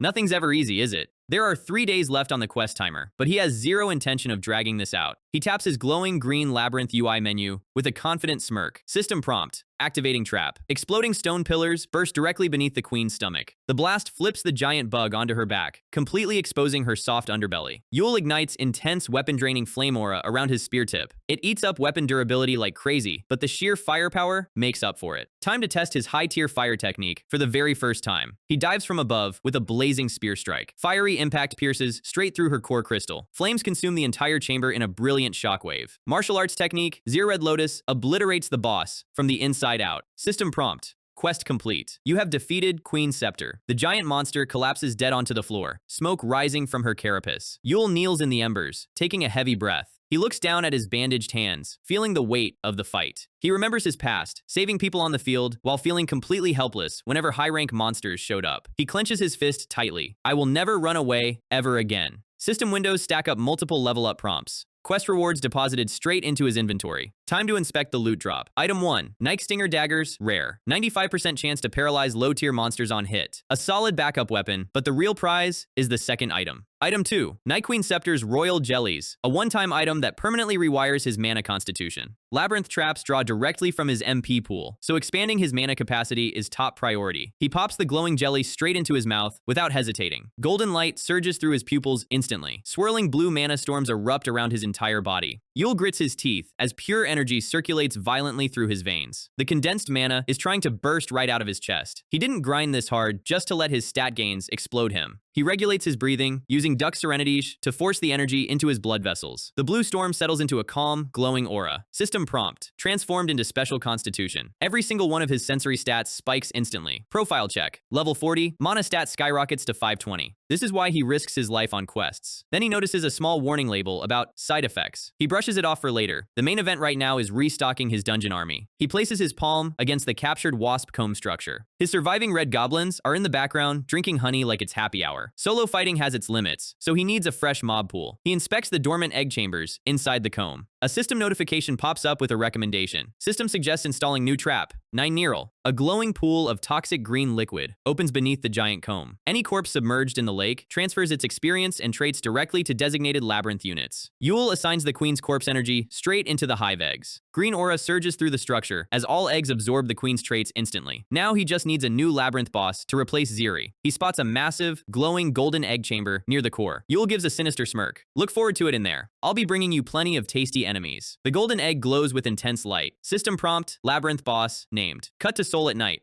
Soju glasses clinking together at a local Korean barbecue joint. Yul's colleague drinks up, mentioning Lee Jung-ye offered to buy them dinner before Yul's transfer. Yul sits with bandaged hands, taking a drink. He complains that Jung-ye is late as usual. His buddy asks what Yul did during his time off. Yul, gathering food for my new pet monster. His buddy looks confused, then asks about Yul retaking his rank re-evaluation test. He calls Yul the biggest weirdo among their peers for grinding stats on vacation. Then, his buddy notices something extremely weird happening in the restaurant. Literally every single woman in the building is staring intently at Yul's table. Yul wipes his mouth. Did I somehow get more handsome on vacation? Jung-ye finally walks into the restaurant. She waves hello, wearing a black turtleneck. Long time no see. Yul turns around to scold her for showing up late. He stops mid-sentence. Jung-ye turns bright red, staggers back, and a thick stream of blood erupts out of her nose. Pork belly sizzling over the charcoal grill. Jung-ye is sitting at the table with tissues stuffed in her nostrils, frantically cutting meat. Yul offers to grill it, but Jung-ye insists her Dongsang shouldn't lift a finger. Yul tells her to at least keep her eyes open so she doesn't burn the meat. Close up on Jung-ye blushing furiously, a bright purple aura shimmering around her face. She steals a quick glance up at Yul. Full shoujo anime sparkle filter, Yul looks like a glowing K-pop heartthrob in her eyes. Jung-ye's brain short-circuits completely. She faints backwards onto the floor. Yul screams in confusion. What is wrong with her? Yul holds her head on his lap, asking a nearby female customer to call an ambulance. The female customer blushes and asks, "Can I have your phone number instead?" Yul stares at her in total disbelief. In this situation, are you serious? First Jung-ye, now random strangers. Yul finally connects the dots. The side effect of one peach blossom aura is passive opposite-sex attraction pheromones. Cut to the park outside under the night trees. Jung-hae chugs a soda can to cool her face down. Yul and his colleague sit beside her on a park bench. Jung-hae steals another side glance at Yul. She excuses herself, claiming she was just overworked and spaced out. Yul knows in his head that it's 100% his fault. The special constitution from the royal jelly acts like queen bee pheromones. Just like a queen bee controls her workers, it passively allures the opposite sex. Yul focuses his breathing to manually suppress the aura before he causes a public riot. Jung-ye leans closer to him on the bench with a soft smile. To be honest, in that moment, I think I might have fallen for you. Yul pulls his hoodie down over his face. You really need to see a doctor later. Jung-hae laughs and shoves his shoulder, a rare moment of peace before the storm. Yul takes a sip of soda, deciding to enjoy one calm day before heading out. Transition to Management Bureau HQ the next morning. A scientist brings Director Park Kwang-soo Yul's official rank re-evaluation report. Magnitude 7.5 cutoff is 7.8. He is practically at the same level as an S rank. The scientist begs to leak it to the media to boost government popularity. Director Park closes the file and puts a hard stop on it. The scientist looks shocked, asking why they would hide such massive news. Park says he doesn't want to burden Yul with public hype just yet. When the time is right, it will come out on its own. Cut to an ocean ferry boat crashing through waves. Yul leans against the deck railing, catching his breath. His junior coworkers literally chased him down to the docks, screaming at him to finish his paperwork before leaving. Yul looks around the ship interior, surprisingly empty for a vessel this size. A young boy in a red cap named Jiho asks Yul if he is heading to Uliungdo. Yul says yes, and asks why the ship is so quiet. Jiho says he takes the ship with his grandma on his parents' death anniversary. Yul offers condolences, but Jiho says it's okay. It happened long ago. Jiho warns Yul to be careful, because Uliungdo is a very dangerous place. Jiho's grandmother approaches with sweet coffee for the boy. Yul wonders why a kid is warning an adult about a high-risk zone. Island lore. Uliungdo is overrun by frequent gate appearances, despite its tiny size. Low hunter population, bottom safety rating, government subsidies cut for years. Yul watches the kid and grandma walk away. The residents stay despite the danger, because it's their home. Suddenly, the ocean water turns pitch black and violently surges. The entire ship tilts on its side. Yul grabs the deck railing. A colossal, lightning-infused tentacle erupts out of the ocean. Multiple giant tentacles wrap around the ferry hull. Yul stares in shock. A giant octopus? System extermination quest pops up. Defeat the Kraken before it awakens from hibernation. Quest restrictions. Engagement limit 3 times. Penalty. 15% HP MP recovery drop in 60-day Labyrinth designer license suspension. Basically, the system is telling him not to leave this island until the beast is dead. Yul grins into the storm. I wasn't planning on leaving anyway. Transition to the rundown Uliungdo Bureau branch building. A local rescue officer finishes delivering a bleak monthly performance report. The local branch manager sips a cigarette in the dark. The report shows zero progress, exactly like last month. The branch manager kicks his dirty combat boots onto the desk. He holds a hand of poker cards. Good! Let's keep it that way. The whole local crew is gambling with cash on the table during work hours. A thug-like local officer slams a beer bottle down. He complains that the rescue chief promotion was supposed to be his. The branch manager reveals Director Park assigned an outsider who arrives tomorrow. He identifies the outsider as the punk who messed with Overcross. He notes that even Overcross didn't know Yul was getting sent here. He reminds his crew that Overcross scratches their back with illegal funding. The branch manager tells his brother to give the new chief a very warm welcome. Evil smirk. Make him disappear from here, and Overcross will reward us and give you the chief position. Flashback to Director Park Kwang-soo's office right before Yul boarded the ferry. Director Park breaks down the real reason Uliungdo is a complete disaster zone. Meet Cha Seokyeon, the local branch manager, who treats the island like his personal crime syndicate. This guy confiscates every high-value mana stone dropped by monsters and pockets the cash for himself. Every supervisor sent from headquarters either takes a bribe or quits within a week because the local squad makes their lives miserable. Yul listens quietly, getting the full picture. Park admits headquarters knows about the corruption, but Seokyeon keeps the island barely functioning enough to dodge legal firings. So Park is giving Yul total authority off the record. No media announcements, no corporate warnings. Whatever happens on that island depends entirely on how hard Yul hits back. Present day. Yul walks up to the Uliungdo Bureau building. The brick walls are cracking and covered in vines, like an abandoned warehouse. A nervous guy with bandages on his face runs up. Yoon Sung-jae, the local team healer. Yul asks where the rest of his department is hiding. Sung-jae stammers that 7 are on patrol, while the rest are standing by inside. Yul opens the office door and finds complete degeneracy. The local squad is playing poker, slamming whiskey bottles, and throwing cash around during work hours. Sung-jae tries to introduce the new chief, but Yul steps right past him. Yellow eyes glowing in the dark doorway, main character aura entering the room. The lead thug, Cha Do-hyun, sneers and offers Yul a beer, mocking him for getting exiled from Seoul. The whole room laughs, thinking the new guy is just another helpless bureaucrat they can walk over. Yul doesn't say a word. He just backhands the whiskey bottle straight out of the guy's hand. Glass shatters across the desk, spilling booze and playing cards everywhere. Yul looks down at them like absolute trash. Starting right now, you are going to scrub this entire office until it shines. Do-hyeon stands up, flexing his jaw. You really think moving up a rank gives you the right to talk to us like that? He steps up to Yul's face, claiming they run things differently on this island. Where did you get that kind of nerve, D-rank? Yul smiles deadpan. You have a really ugly face. Do you want to drop titles and brawl it out right now? He offers a simple deal. If Yul loses, he quits silently. If Do-hyeon loses, he goes straight to the emergency room. The rest of the squad chuckles, thinking Do-hyeon is about to demolish him. Do-hyeon loses his temper completely. You little piece of trash! He throws a full-force right hook straight at Yul's head. Yul dodges left without moving his feet, letting the fist glide past his ear, and counterpunches straight into Do-hyeon's jaw with brutal speed. The impact sends Do-hyeon flying across the room, crashing through wooden chairs and trash bins. He rolls on the floor holding his bloody face in total shock. Yul walks up calmly. That was your one warning. Defy me again, and it gets worse. He rolls up his tactical sleeves like he's taking out the trash. Do-hyeon screams in rage, lunging back up for a tackle. Yul sidesteps, drives a violent low kick into Do-hyeon's knee joint. The bone cracks under raw physical force. Do-hyeon drops to his knees, screaming in agony. Yul hits him with a brutal palm strike across the side of his head. Be quiet. Do-hyeon collapses face first onto the floor, completely knocked out. Re-education successfully delivered. Yul turns to the rest of the room. Does anybody else want to try their luck against me? The entire slacker squad backs away against the wall, trembling in absolute terror. Yul calls over Sungjae the healer. Go fix this hideous idiot. Sunset over the island. Cut to a shady gambling den in the back alleys. Branch manager Cha Seok-hyeon is sitting at a card table, surrounded by local thugs, stacking dirty black market cash from illegal monster sales. A subordinate runs in, whispering what just went down at the rescue office. Seok-hyeon's eyes go wide when he hears Do-hyeon got folded in 5 seconds. He narrows his rat-like eyes, realizing the new chief isn't going to be easy to scare off.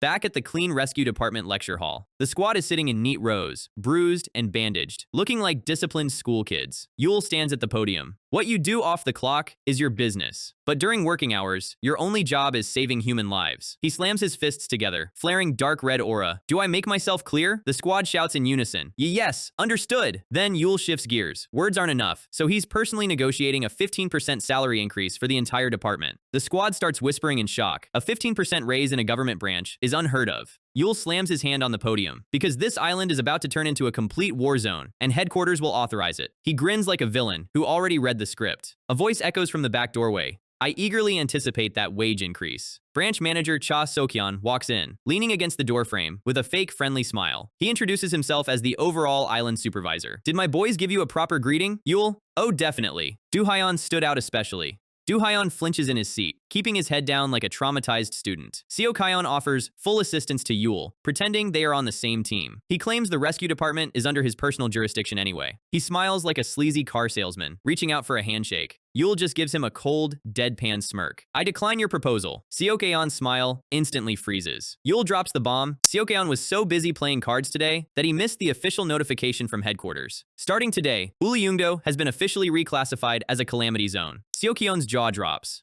During a calamity status, emergency divisions get autonomous authority, which means the rescue department reports exclusively to CO Yul, completely bypassing the branch manager. Yul points his thumb straight at the exit. So branch manager, leave this room immediately. Complete boss move. Night storm over Uliungdo. Lightning tearing through black ocean clouds. Gates on this island don't care about geography. They spawn in the ocean, on mountain cliffs, and inside thick forests. Corrupted beast portals, tearing open mid-air, unleashing flying monster swarms. Civilian warning sirens, blaring across the coastline. Boots sprinting through muddy forest terrain under heavy rain. Yul is leading the re-educated rescue squad on an active field mission. The squad members panic, looking at Yul's weird spatial HUD goggles. Section Chief, are you crazy? You put our only 2 ranged attackers on the front line and made everyone else tanks. Yul ignores their whining. With a small squad, this is the only formation that prevents casualties. Monsters incoming. Take position. The snipers look into the pitch black rain canopy. We can't see anything out there. Yul activates E-Synesthesia Spatial Vision, reading target vectors like an air traffic controller. Northwest, 43 degrees, altitude 50. Take aim. Fire! 2 mana-charged crossbow bolts shoot blindly into the dark sky. Blue lightning pierces straight through a hidden flock of flying harpies. Explosive mana hits the lead monster, taking down the entire unit in one shot. The squad looks up in total shock. He actually hit them? In this visibility, Yul smirks under his hood. Prepare for wave 2. I'm not letting a single monster reach the civilian town. Cut to the branch manager's office 1 month later. Laptop monitor displaying insane stats. Rescue success rate 98%. Civilian trust 85%. Cha Sokyeon slams his fist onto the desk in absolute rage. How the hell did that bastard double our department results in 30 days? He looks through his window blinds, sweating in pure paranoia. Down in the courtyard, Cha Do-heon is stripped to the waist, happily carrying 200-pound logs alongside the team. Seo-kyeon realizes his loyal thugs have completely converted into Yule's disciplined disciples. Desperate, Seo-kyeon dials Overcross director Baek Jun-hwan on his private line. Baek sits in a luxury tea room, sipping hot tea with total corporate indifference. Branch manager Cha. I heard Yule is completely reorganizing your island. Seo-kyeon begs Baek to send Overcross mercenaries to crush Yule before Seo-kyeon loses his job. Baek rejects him cold. Overcross needs to lay low after the live TV scandal. Plus, Yule leaves in 6 months anyway. Seo-kyeon loses his composure. 6 months? If he stays 6 months, he'll dismantle my entire black market network.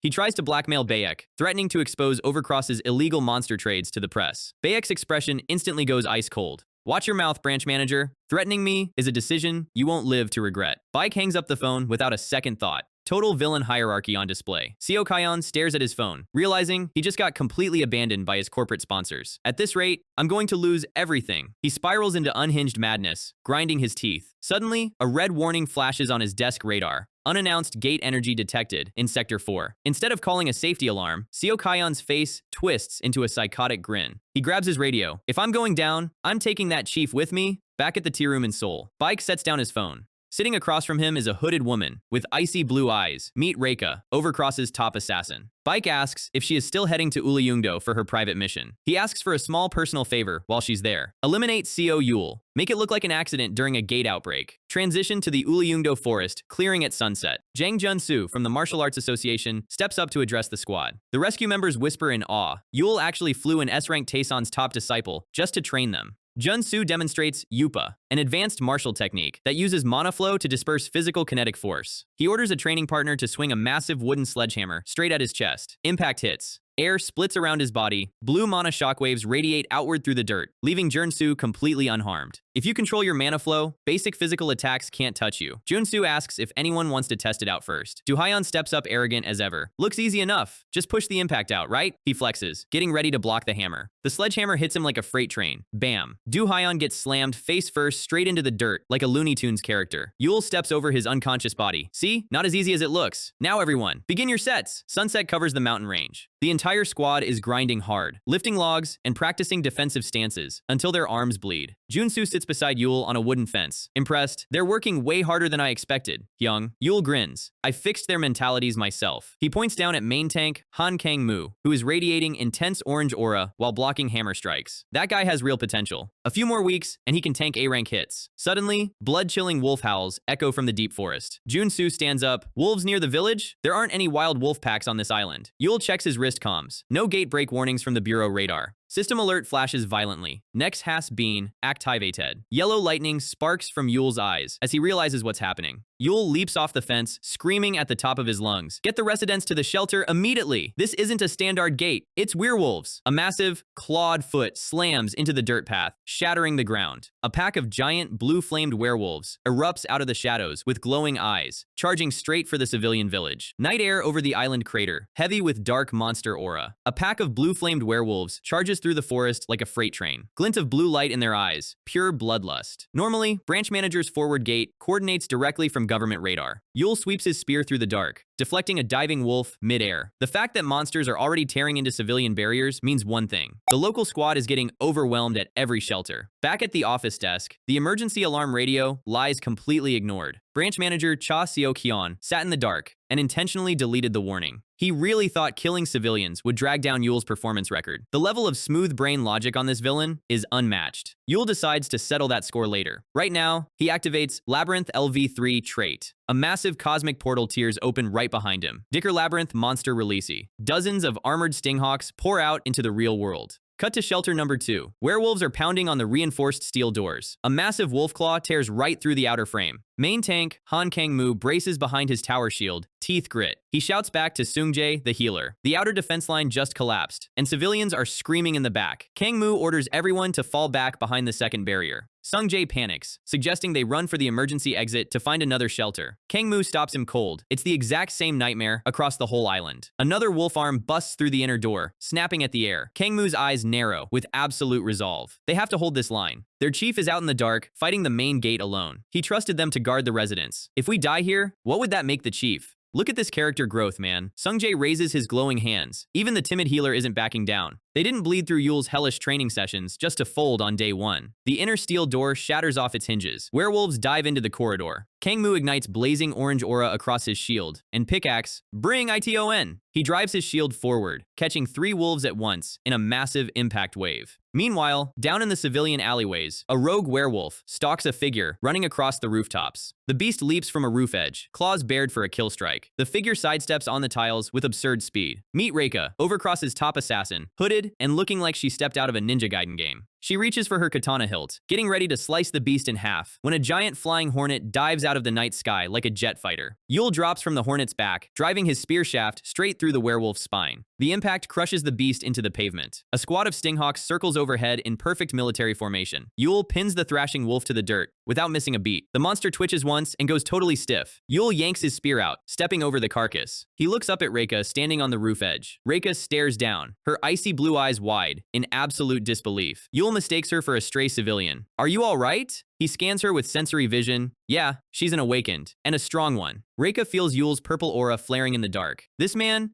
he's a total monster. Yule tells her to stop wandering around and head straight to the nearest shelter. Well, I'm busy, so I'll be going now. He leaps back onto his hornet mount and zooms away. Reika stands alone on the roof, her brain completely short-circuiting. Bakemono, she was sent to assassinate this guy, and now she's questioning all her life choices. Up on the highway ridge, Yule checks his system alerts. Werewolf squad eliminated. System prompt, unlocked S-rank skill. New toy acquired, but there's no time to celebrate. A blood-chilling howl echoes across the entire island, shaking the sea cliffs. Yule looks down from the bridge. The boss monster just made its move. That sound, it's a high-tier alpha werewolf. If his squad runs into that thing without backup, they are getting wiped out instantly. Yule commands his Stinghawk swarm to split up and cover all 4 shelters. The giant hornets buzz off into 4 different directions. Then, Yule opens a massive cosmic portal over his palm. It's your turn to come out. Deep inside his labyrinth, a colossal golden shell begins to unwrap. Vespa. Emerald eyes ignite in the dark. The new labyrinth boss has awakened. Cut to the harbor docks. A lone rescue worker is standing in front of a wrecked ship. He hides behind a cargo crate, covering his mouth to stop his shaking breath. It's Cha Do-heon, bruised, bloody, and holding a broken mace. Blood dripping down his forehead into his eyes. He grips his shield tighter, knowing what's standing right around the corner. A 10-foot-tall, blue-flamed alpha werewolf towers over him, with a terrifying sneer. Do-heon stares up at the giant beast, spitting blood onto the concrete. Figures really shouldn't try to play roles that don't suit me. The alpha werewolf smashes another ferry hull, trying to cut off the civilian sea escape. The beast turns its glowing eyes directly onto Do-heon, raising a massive claw. Behind Do-heon, a group of elderly residents is frantically running toward the docks. Do-heon steps right into the wolf's path. Eyes front, you mangy mutt! System prompt. Activating skill. The alpha werewolf roars, driving a heavy fist straight into Do-heon's shield. The impact shatters the concrete beneath his boots, sliding him back 30 feet. Do-heon holds on with pure willpower, his ribs cracking under the pressure, just buying every second he can so the civilians can board the rescue boat. His back hits a steel wall. Hurts like hell. Why'd I have to go and change? Flashback to last week, after a successful field rescue. A weeping mother held Do-heon's bandaged hands, thanking him for saving her son. Do-heon stood there with a goofy, embarrassed smile on his bruised face. Back to the present. He pulls a tactical dagger from his belt. That feeling? I'd never felt anything like it before! He stabs the dagger straight into the wolf's arm, but the beast swats him through a concrete wall. The alpha werewolf leaps into the dust cloud, opening its massive jaws to bite Do-heon's head off. Suddenly, a brilliant golden magic circle erupts across the entire floor. Glowing labyrinth runes lock both the wolf and Do-heon in place.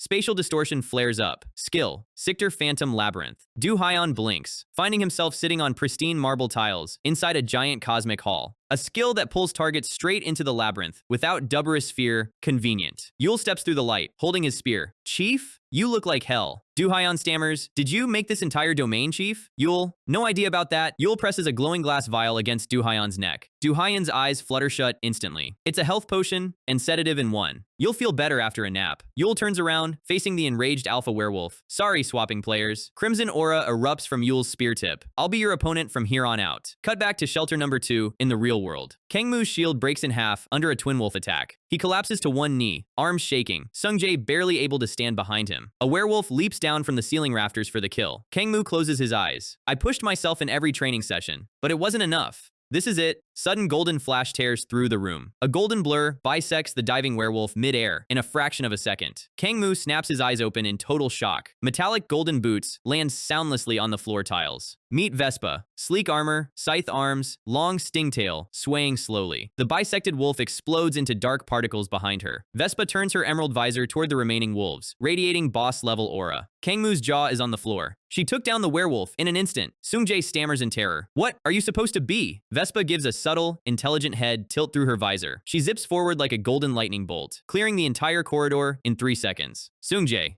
getting saved by a monster. Am I dreaming? Kangmu grins, definitely not. Cut back inside the labyrinth dimension. The alpha werewolf slashes wildly at Yul. Blue flames scorching the marble pillars. Yul dodges every strike with 0 effort. Definitely the strongest boss type I've faced so far. He notices the wolf actively sniffing out and jumping over his hidden trap tiles. Yul grins under his hood. So your nose isn't half bad. You're so focused on dodging traps. Yul leaps off a stone wall, diving straight down with 0 roga. The wolf looks up in terror as red dragon aura swallows the entire hall. That you forgot the traps aren't the only dangerous thing in here. Explosive fireball tears through the dimension. The shockwave shatters stone columns into millions of fragments. Yul drives his spear straight through the alpha's chest crystal. Martial arts technique. Double your dragon flame heartbreaker in. Fire consumes the alpha werewolf from the inside out. The giant beast shrieks as it burns into ashes. Yul lands cleanly on his feet, resting his spear against his shoulder. System prompt, gate boss cleared. All that's left is to mop up the stragglers. Outside, the Stinghawks and Vespa clear the last wolf packs under the morning sun. Cut to the Uliungdo Bureau branch building at noon. Surveillance officers knock on branch manager Cha Seokyeon's office door. Branch chief, HQ is asking for you on the line. A male officer lights a cigarette, complaining about the chief ignoring calls. He really went and did it this time, withholding gate cords. The female officer pushes the door open and lets out a blood-curdling scream. The male officer drops his lighter, stumbling back in terror. Inside the pitch-black office, Cha Seokyeon sits stiff in his chair, dead, with dark blood leaking from his mouth and eyes. Someone silenced him before he could talk. The nightmare night with the werewolves is finally over. The sun comes up over Uliungdo, and the rescue team is actually celebrating because nobody died. Great moment, right?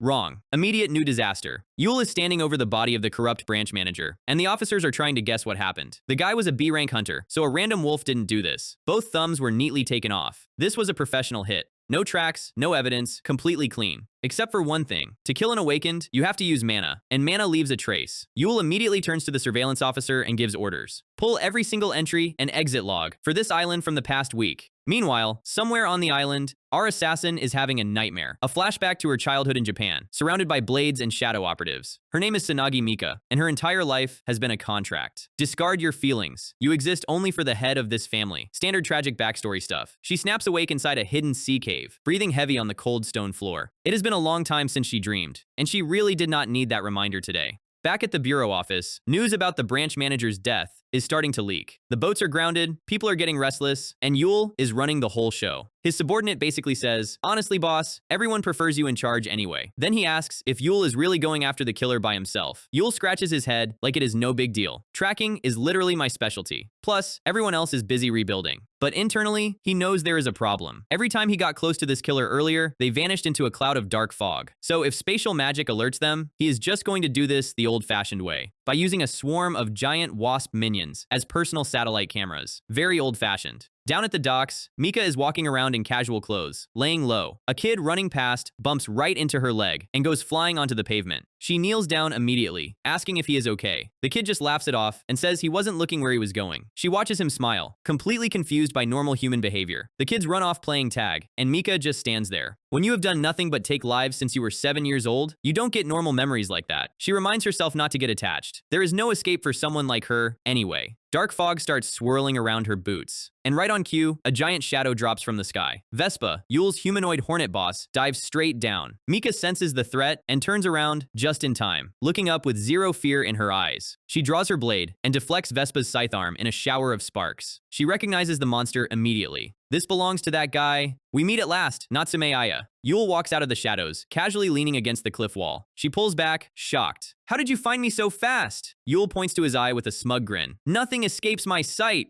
Literally. She doesn't waste time talking. Her katana ignites with purple energy, and she launches herself straight at his face. Steel hits steel, and the shockwave rattles the dock floor. Yule catches her blade with his spear, leaning in close. You have nowhere to run. Why not surrender? Instead of answering, dark liquid energy pooling beneath her boots surges upward, and she sinks straight into the floor like a stone in water. Yule steps back as the shadow puddle vanishes. So that's how she's been dodging my radar. A fraction of a second later, the shadow bursts behind his head. She comes out with a lethal downward strike, but Yule sidesteps like he read the script. He throws a heavy counter thrust that blows out the air behind her. If you have to step out of the dark to hit me, then I can hit you. Mika skids across the concrete, her soul's smoking. Her arm is completely numb just from blocking his raw physical strength. She realizes she cannot win a 1v1 melee against this freak. So she pulls out a giant blue ocean conch shell and puts it to her lips. A deep, eerie horn sound echoes across the entire bay. Yule lunges forward to stop her, and a massive pink wall of flesh erupts out of the ocean. A giant tentacle wraps around Yule's torso, pinning his arms to his sides. A system prompt flashes in blue. Subjugation quest counter appeared, 1-3. Yule looks over the edge of the dock and freezes. Don't tell me. Mika stands calmly on the shoreline while a colossal kraken rises out of the water behind her. Yule grunts, squeezed by a tentacle as thick as a bus. Breaking this with raw muscle isn't going to work. His eyes ignite with golden light. Vespa, get her! A portal snaps open, and his insect boss charges out. Vespa turns into a golden blur, rushing Mika at supersonic speed. Mika dives sideways into the dark fog, retreating into the tree line. Yule yells from the tentacle's grip. She couldn't have gone far! Search the forest! Vespa launches into the air like a rocket, leaving a sonic trail behind. Meanwhile, Yule is getting dragged under the ocean by the kraken. The tentacle slams him into the seawall, dragging him deep into the dark water. Yule spins his spear underwater, forcing the water pressure back. Down in the depths, two giant red eyes glow in the dark abyss. The kraken is fully awake and looking for a snack. Yule looks at this gigantic octopus monster and sighs underwater. He triggers his artifact's unique effect. Roga evolves into a form that matches the wielder's will. Blue light surges through the water, shattering the darkness. The spear lengthens into a massive, glowing blue trident, 1-0. It gives him plus 20% damage against water enemies and triggers sonic shockwaves. Up in the forest, Mika emerges from a shadow puddle, panting for breath. She hears a faint buzzing sound behind her ear, and Vespa drops from the canopy like a meteor. Mika barely blocks the scythe strike, her heels plowing through the mud. What is this thing? It's completely different from normal wasps. Vespa unleashes a blinding flurry of slashes, forcing Mika onto pure defense. She kicks off a tree trunk to gain distance, sweat running down her face. She wanted to take out her pursuer, but this bug is way too fast. Vespa's eyes glow red, activating. It vanishes from perception, popping up directly in front of her chest in a crimson flash. Mika slashes blindly, but a razor arm cuts straight through her shoulder. A monster using an assassin stealth skill? How does that even make sense? Vespa clicks its mandibles, enjoying this way too much. Mika grips her katana hilt with both hands. Don't underestimate humans! She lunges forward for one final strike, and her heart suddenly slams against her ribs. Her legs give out, and she crashes onto her knees in the dirt. I can't breathe! My body is burning! Vespa crosses its arms casually. Turns out its stinger carries high-grade paralytic poison. Mika drops her head. Her body won't move. Vespa raises its scythe arm to end it, and she closes her eyes, accepting her fate. TAP. A hand reaches out and flicks Vespa right on top of its head. Hey! Yule is standing there, completely soaked. I told you to subdue her, not kill her. He looks at the bug like a disappointed parent. Feeding you monster corpses gave you too much of an ego. Vespa immediately drops its scary pose and nervously grooms its neck like a cat caught breaking a vase. Mika looks up, completely stunned. Don't tell me you killed the kraken? Yule smiles brightly. Nope, I ran away! Yule poked the kraken once, realized fighting underwater without oxygen is a terrible strategy, and swam for the surface immediately. Back in the woods, Yule sits cross-legged in front of her. I still have 2 more quest tries left for the squid. Catching you was the priority. Mika turns her face away cold. Even if you catch me, I have nothing to say. Yule nods calmly. Yeah, I figured as much. Standard hardened assassin protocol. He sighs and rubs his forehead. I really didn't want to use this, but we're short on time. System prompt pops up. Golden light radiates off Yule's face as his Nane Peach Blossom body aura dials up to maximum. Mika's heart instantly starts pounding twice as fast as before. Wait, is this another poison? Except her face goes completely red, and an overwhelming feeling of warmth and peace washes over her mind. She stares at Yule's face, her brain completely short-circuiting. If it's him,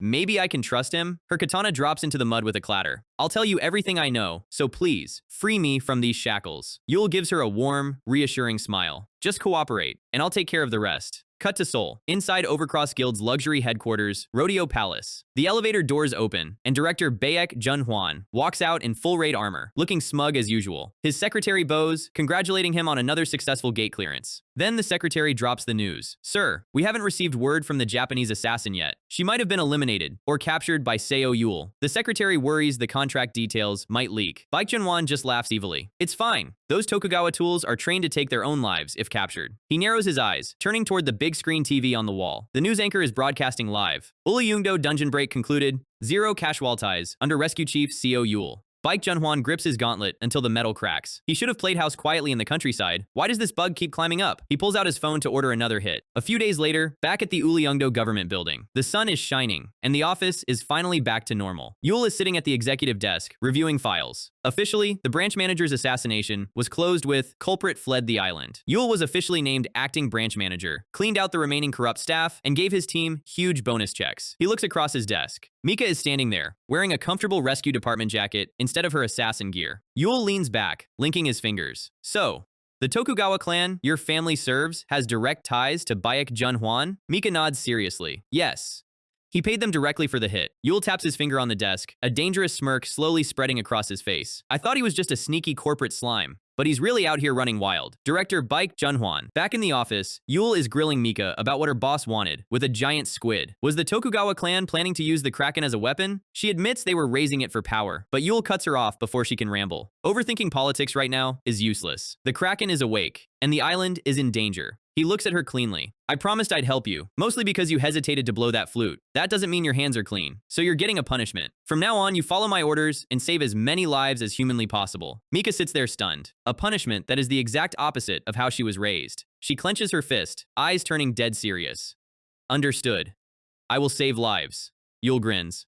Good. I like people who decide fast. First step to freedom, we give you a new name. Before they can pick a gamer handle, Heavy Boots comes sprinting down the hallway. The door slams open, and a subordinate screams at the top of his lungs. Branch Chief, you need to see this right now. The Kraken is right off the coast. On the TV screen, news outlets are already running emergency alerts. The whole island is panicking, and Yul watches the broadcast with his hands in his pockets. Residents outside are losing their minds talking about a sea monster. Yul narrows his eyes. The squid is moving faster than expected. His subordinate rubs his neck. How did the media even confirm it was a Kraken so fast? Yul glances at the screen. Because someone wanted them to know. And right on cue, director Baek Jun-hwan appears on live news. He smirks at the camera, explaining that Overcross was asked to help, but they are far too busy. Besides, Ulyungdo has an incredible acting chief, doesn't it? Though, if they beg us, we might consider it. The subordinate gasps. Was this whole thing planned by him?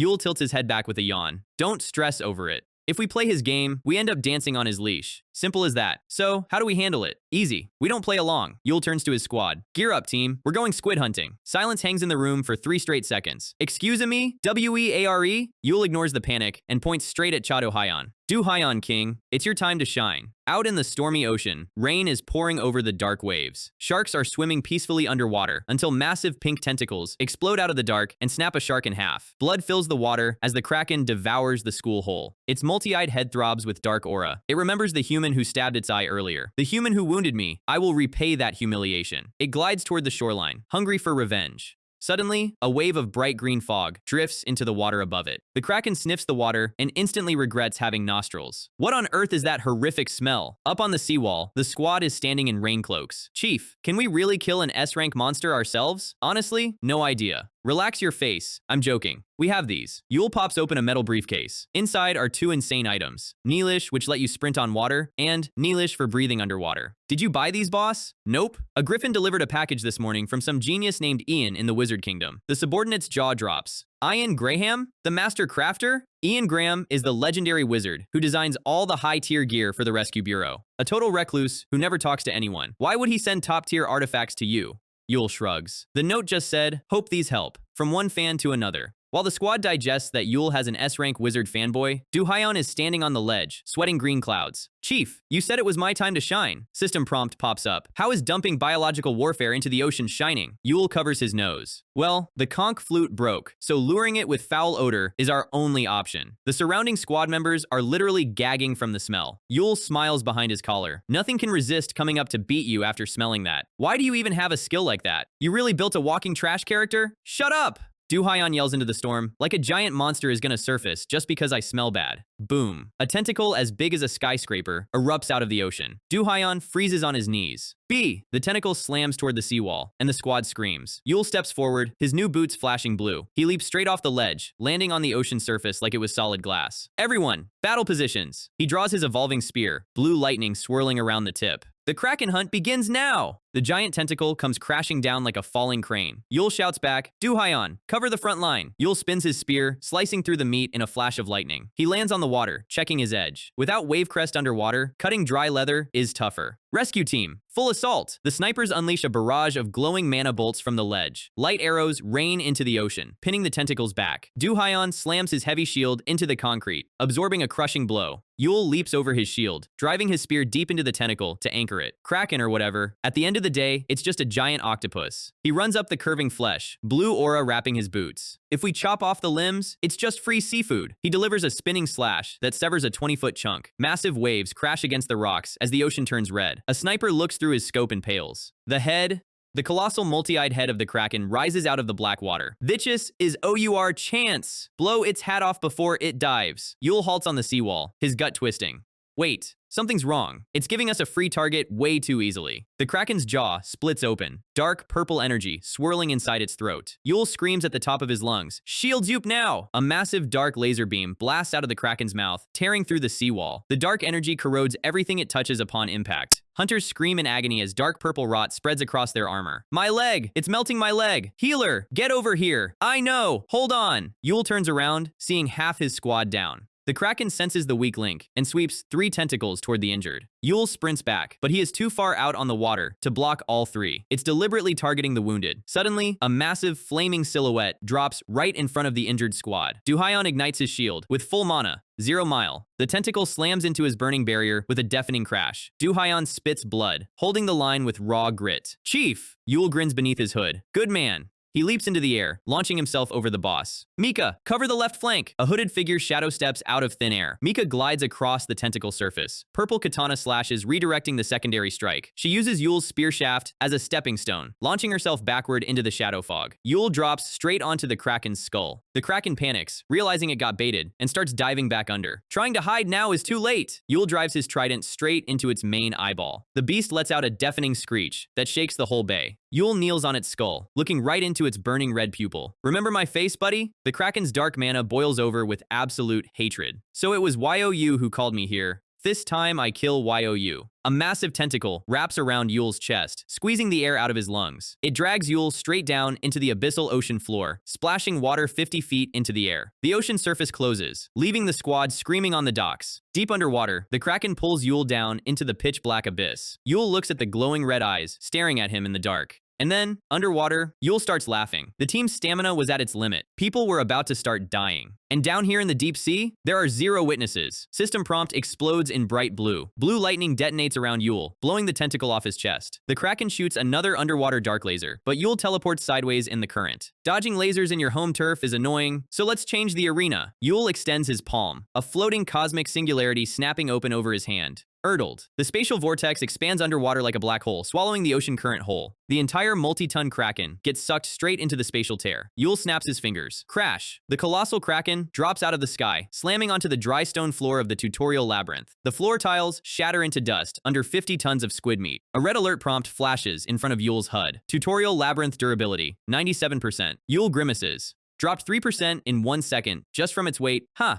I need to wrap this up fast. He looks at the squirming, helpless octopus flailing on dry stone ground. Come on out. It's your turn. Vespa drops from the high stone ceiling, scythe arms extended. Its eyes glow with lethal teal light. Yule raises his trident alongside his boss minion. From here on, it's a speed run! We drop right back into the tutorial labyrinth, where Yule and his Hornet squad are trying to put down a 50-ton squid. He lands heavy on the wet stone floor, eyes glowing, as he checks his HUD. Vespa dives in from above, driving its razor arms straight into a thrashing tentacle. The Kraken screams, its massive head slamming against the ancient pillars. It is completely tearing the place apart, and the system drops a massive red warning banner. Durability is down to 69%, and if it hits 60, the whole pocket dimension collapses. Yule grits his teeth, realizing he cannot just tank this thing's tantrums forever. A tentacle sweeps low, barely missing his head, shattering the stone wall behind him into concrete powder. He slides across the wet floor, blue aura wrapping around his trident blade. I just need one clear opening. He surges forward, slicing through a wall of meat in a blinding flash of light. He plants his boots, pivoting his stance. Sicker Dragon decapitating wave. A crescent shockwave carves through the water, cleaving another giant limb completely off. He holds his ground, watching the beast closely. And suddenly, the giant squid just stops moving. Yule's lips curl into a smirk. Vespa lands beside him, wind blowing off its wings. Good work, Vespa. It took a minute because of its massive body weight, but the paralytic hornet venom finally hit its bloodstream. Turns out, getting stung 20 times by a giant insect boss is bad for your health. Inside the Kraken's chest, its main heart is hammering like a broken engine. Its eyes go completely wide, with sheer biological panic. I can't breathe, my lungs are shutting down. It flails blindly, desperate to find water. I have to get back to the sea. Meanwhile, back on the Olyungdo coast, the rescue squad is staring at the dark ocean, praying Yule isn't dead. Even if he's a genius, fighting that thing underwater is suicide. He hasn't surfaced for minutes. Boom. The ocean surface explodes, and the multi-eyed head of the Kraken bursts out of the water like a missile. Shields Yoop! It's back! The beast is thrashing out of control, vomiting dark liquid across the rocks. The seawall is getting crushed beneath its dying weight, and the squad realizes the village is right behind them. Du-Hyan steps up to taunt it again. Wait! Look at its head! Standing right on top of the thrashing monster skull is Yule. His mana pool is completely empty, and his stamina bar is flashing red. This is the last strike I've got. He looks down into the beast's glowing pupil. If you're gonna die from the poison, do it quietly. He dives headfirst, driving his glowing trident straight into its skull plate. The bone armor is rock solid, and the blade gets stuck halfway through. The Kraken rears back, roaring in agony, threatening to collapse the entire cliffside onto the team. Yule grips the shaft with both hands, teeth bared. Not on my watch! Blue lightning detonates around his arms, forcing the spear all the way through the brainstem. The squad covers their eyes as the shockwave clears the sky. A blue system box flashes. Next YOU Have defeated the Kraken. The massive sea monster goes limp, crashing into the ocean waves like a sunken warship. He actually did it!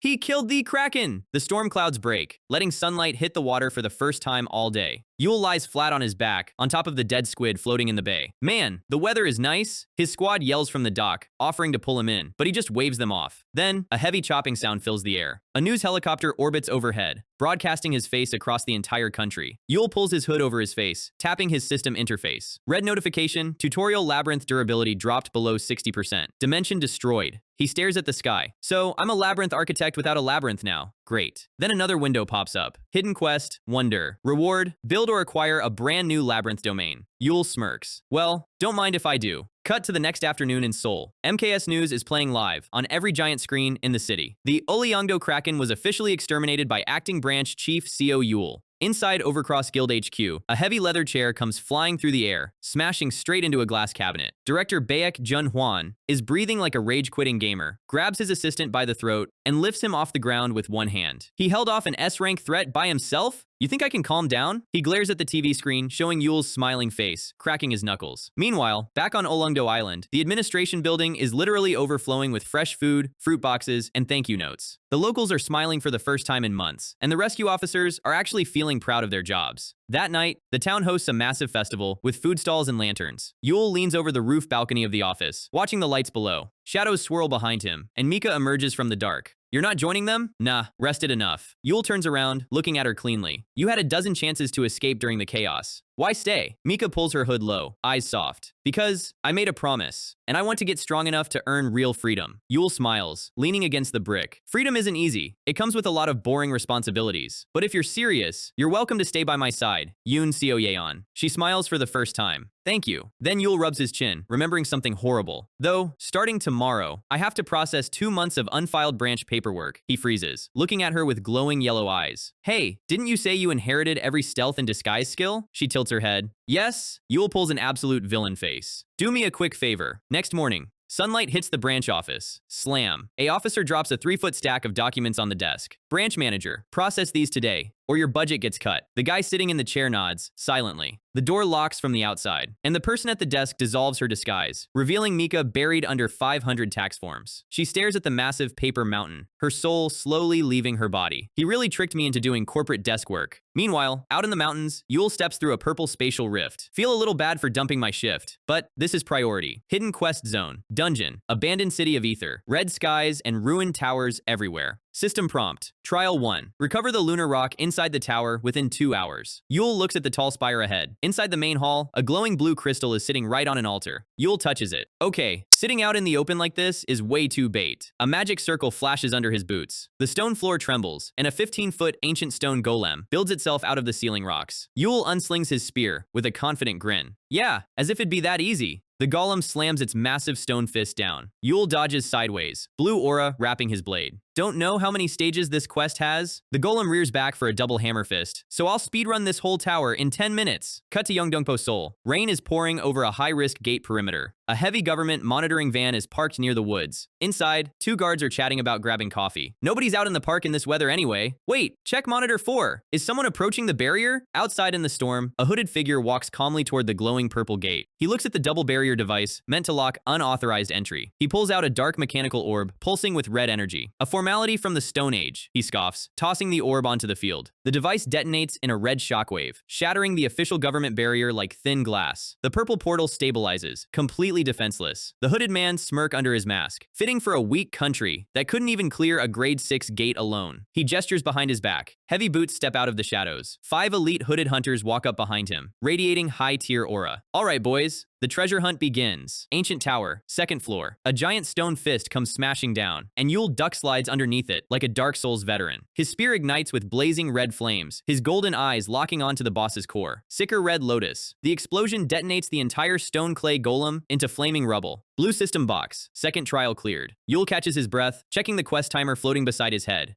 26 hours have already passed inside this tower. He stares into the dark stairwell, getting a little uneasy. I know I left Mika in charge of the paperwork, but leaving them alone for this long feels like baiting a disaster. Surely nothing crazy is happening back on Earth. Meanwhile, back on Earth, something crazy is happening. Inside the Yeongdongpo gate monitoring truck, 2 civil servants are watching the security screens in utter terror. Someone just hijacked the main gate. Call headquarters right now! Before he can touch the radio, a dark figure drops behind his chair, pressing a cold dagger straight against his throat. No spoilers allowed, boys. The officer glances back, spotting a black skull tattoo carved into her collarbone. Elena Bellegarde, high-ranking assassin of the International Criminal Guild, Scavenger. Scavenger is an S-rank blacklisted syndicate that travels from country to country, raiding gates and murdering local hunters for profit. The officer tries to stall. You're touching government officials? Can you handle the fallout? Elena just giggles like a psycho. We're always in need of cash. Besides, the rescue bureau is just full of worthless nobodies. Who's gonna care if a few civil servants disappear? She leans in close, whisper laughing into his ear.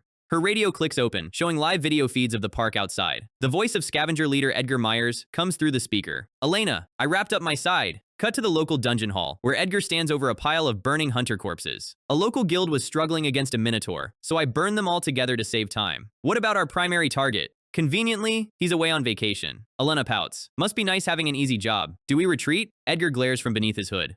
No, we keep going. He looks down at 3 captured local hunters tied up in the dirt. One of them has an explosive device jammed directly into his mouth. Edgar's lieutenants, Bruno and Ricardo, step up behind him with heavy axes. At least one of these guys knows where our secondary target lives. Edgar turns back to his screen, his tone cold as ice. And as for those monitoring truck workers, kill them. Inside the truck, Elena pulls her blade back to slit the guard's throat. Nothing personal, civil servant. Bang. The senior officer suddenly tackles her arm with all his weight. Run! Press the E-alarm! The junior guard dives across the floor, as Elena effortlessly snaps the senior guard's arms backward, like dry twigs. The senior officer coughs up blood, but keeps his body pinned against her legs. I'm alerting headquarters even if it's the last thing I do! Elena smiles sadistically, her purple eyes wide open. She lunges toward the console, and breaks both of the junior guard's wrists in a fraction of a second. Too slow, weakling. You really thought you could press the button? The bleeding senior officer grins through his broken teeth. You're right, he was too slow. Because the emergency button was under my desk. He slams his heel down. Red emergency sirens blare across the entire national government network. The guard collapses back, smiling. I did what I could? Elena's smile vanishes. She slams his head into the concrete floor, raising her dagger. Good for you. Now die. Shift back to the ancient tower. Yule steps into a massive cathedral hall on the 10th floor. He has been grinding non-stop for 130 hours straight. Light streams through high stained glass windows, and Yule spots a figure sitting on a throne at the top of the stairs. Judging by that edgy Sephiroth pose, are you the final boss? The figure opens sharp crimson eyes. This boss? That word does not suit me. He stands up, white hair falling over dragon-like bone shoulder plates. He draws a massive dark broadsword from the floor, dark energy swirling around his boots. System box. Final trial. Defeat the Incubus King. Karhen Bellator. Yule readies his evolving spear, a smirk breaking across his face. Finally, time to finish this. Cut to the Yongdongpo department store in Seoul. Despite the rain, the luxury mall is packed with shoppers. Scavenger field leader Edgar and his squad walk casually through the main lobby in broad daylight, wearing dark cloaks. Elena complains under her breath. Hacked pharmacy data says our target comes here. But are you sure she's even coming today? Edgar scoffs. Shut up! You're the one who messed up the stealth operation by triggering the truck alarm. Scavenger Lieutenant Bruno steps in. Both of you shut it. What did you do with the mall security guard? Elena giggles, pointing to the control room. Shoved him in the closet. But why keep him alive? Edgar glares at the crowd. Because we need to extract one more thing before the government army gets here. Red aura bursts beneath their cloaks. Civilians pause, looking at the glowing red mist spreading across the marble floor. Edgar scans the upper balconies. I count 10 awakened hunters in this mall. Doing this quietly is impossible now. So, we do this scavenger style. Shift back to the 10th trial. Steel meets steel as Yule and the Incubus King trade supersonic thrusts. Karhen Bellator raises his left hand. One near. Pitch black smoke explodes across the cathedral, blinding Yule's vision. Multiple white-haired shadow clones burst out of the dark simultaneously. Yule dodges left, but a clone's blade grazes his cheek. An illusion skill? He blocks 3 sword strikes at once, the impact rattling his bone marrow. It's not just visual illusions. Every clone hits with real heavy physical mass. Yule grips his spear shaft with both hands, golden eyes blazing. If I fight a battle of attrition down here, my stamina bar runs out. So I'm wiping the whole room in one shot. Fire detonates from his spear tip, burning through all the darkness in a massive crimson beam. The beam pierces straight through Karhen's chest armor, making him cough up blood. System window explodes in blue. Ninth tier blood drips onto the stone floor as Karhen staggers backward. Yule lowers his spear, catching his breath. Karhen looks up, his red eyes completely calm. With this, my final command as a knight is fulfilled. Yule frowns. What exactly were you in this city? Karhen's body begins dissolving into black smoke. Nothing special, just an ancient city destroyed by the beast of the apocalypse. I will give you one piece of advice. Labyrinth Architect. The beast can manifest anywhere conditions are met. Your world will be no exception. Yule blinks. I have no idea what beast you're talking about, but I'll file it away. Karhen vanishes into ash, and a pedestal rises from the center floor. Floating over the altar is a glowing cosmic cube. In near. Yule walks up, his eyes reflecting the blue starlight. The blueprint method for creating a domain flashes in his mind. He touches the cube, and spatial geometry expands around him in 3 dimensions. Yule grins brightly. Now, the real work begins! Cut to the Ulyungdo rescue office. Mika is sitting at Yule's computer desk, staring at a flashing emergency alert screen. A terrorist group hijacked the Yongdongpo gate and captured the department store. She sweats profusely. My imitation skill can copy Yule's face, but I can't copy his combat power. The desk phone rings for the 100th time, driving her crazy. Boom. A purple spatial portal snaps open right next to her chair, and Yule walks out casually. Why the long face? Mika literally bursts into tears of relief. I'm saved! Cut to the emergency command center in Seoul. Surveillance agent Lee Jung-ye is pacing back and forth nervously. Yule teleports right behind her shoulder. Looking for me? She screams, jumping 10 feet in the air. Talk to me like a normal human being! The surrounding officers whisper in awe. Is that Hunter CO Yule? The Kraken Slayer? Jung-yi hands him a green dossier file. Follow me. The situation is critical. Yule flips through the file. Why would Scavenger pull a public terror attack in a mall? She points to a schematic of a glowing blue tube. Anchor. It's a new black market technology that extracts a hunter's awakened skill, completely ripping their brain apart. And they're after the girl on the back page. Yule turns the page, seeing a photo of a lavender-haired girl, codename Omega. Her ability is time reversal. She can wind back any target 5 seconds into the past. Yule's eyes go wide. That's completely broken. Jung-ye nods grimly. That's why Scavenger is willing to start a war to get her. Live camera footage shows Scavenger holding 50 civilians on their knees inside the mall. Yule closes the folder. So they haven't found her yet? Not yet. Yule turns toward the exit door. Where are you going? Where do you think? I'm going to save them. Jung-ye grabs his arm. Are you crazy? We requested backup from S-Class Hunters. You have to wait for the team. Yule scoffs coldly, shaking her hand off. S-Class Hunters won't show up. If a civilian dies while they're fighting, it hurts their precious brand reputation. That's why none of those corporate bastards are here. A heavy voice echoes behind them. You're right about that, Supervisor CO Yule. Yule turns around, bowing his head respectfully to Director Park Kwang-soo. Director, inside the department store, the villains are feeling real confident. This axe-wielding heavy named Bruno is standing over dead bodies, telling non-awakened citizens not to get any ideas. The hostages are completely broken because the guild hunters who tried fighting back were wiped out instantly. Bruno orders his grunts to herd everyone toward the lower floor. He complains about babysitting civilians and asks if any top-tier guild hunters are coming to stop them. Then, he explains why nobody is coming. Big corporate guilds care about PR and profit margins. A messy hostage crisis with high risk and zero financial payoff is bad business. Upstairs, their Commander Edgar Myers monitors the entire building through hijacked security feeds. Down in the basement, their pink-haired assassin Elena packs away extracted skill capsules like she's filling a grocery cart. Bruno steps into the crowd, scanning faces for one specific target, who came here to buy medicine for her sick mother.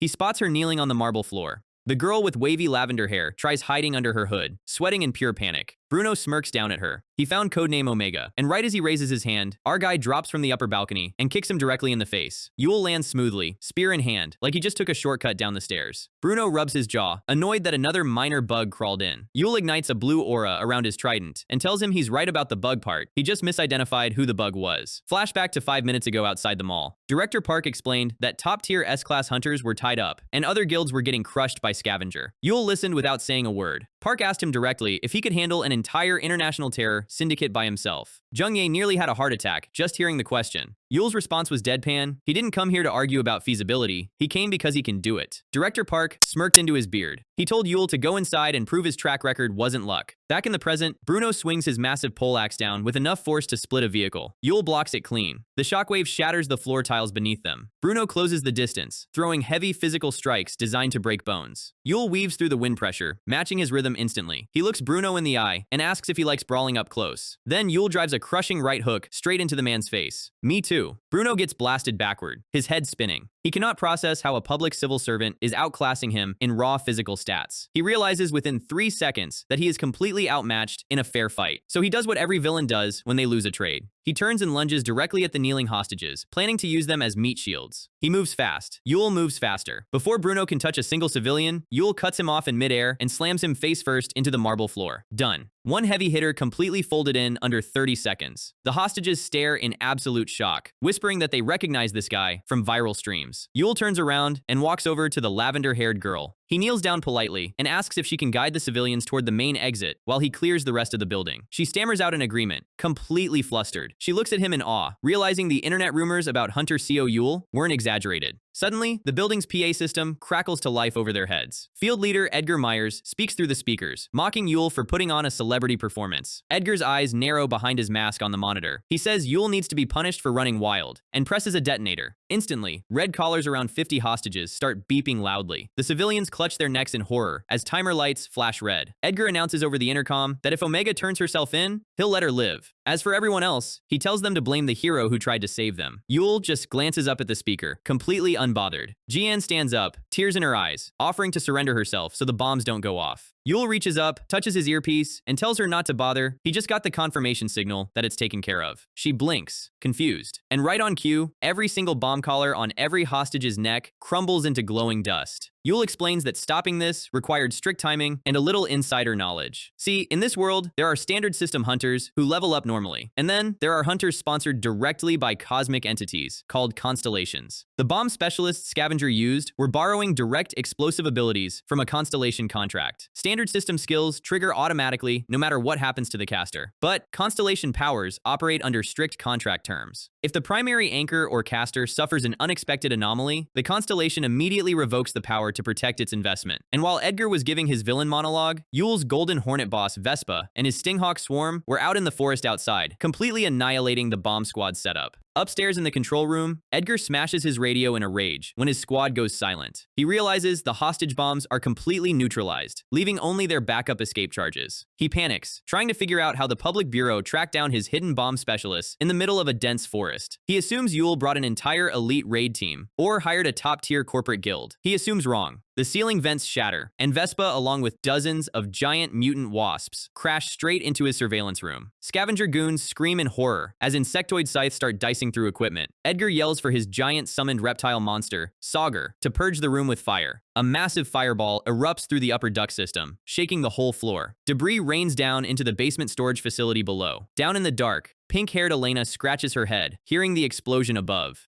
She sighs, figuring the plan up top failed. She turns toward her exit route and stops cold as a hand unsheathes a glowing purple katana. A dark hooded figure steps out of the shadows, asking if they should get started. Sanagi Mika, Yoon Seo Yeon, flashes dual purple aura blades, cold and completely ready to erase her.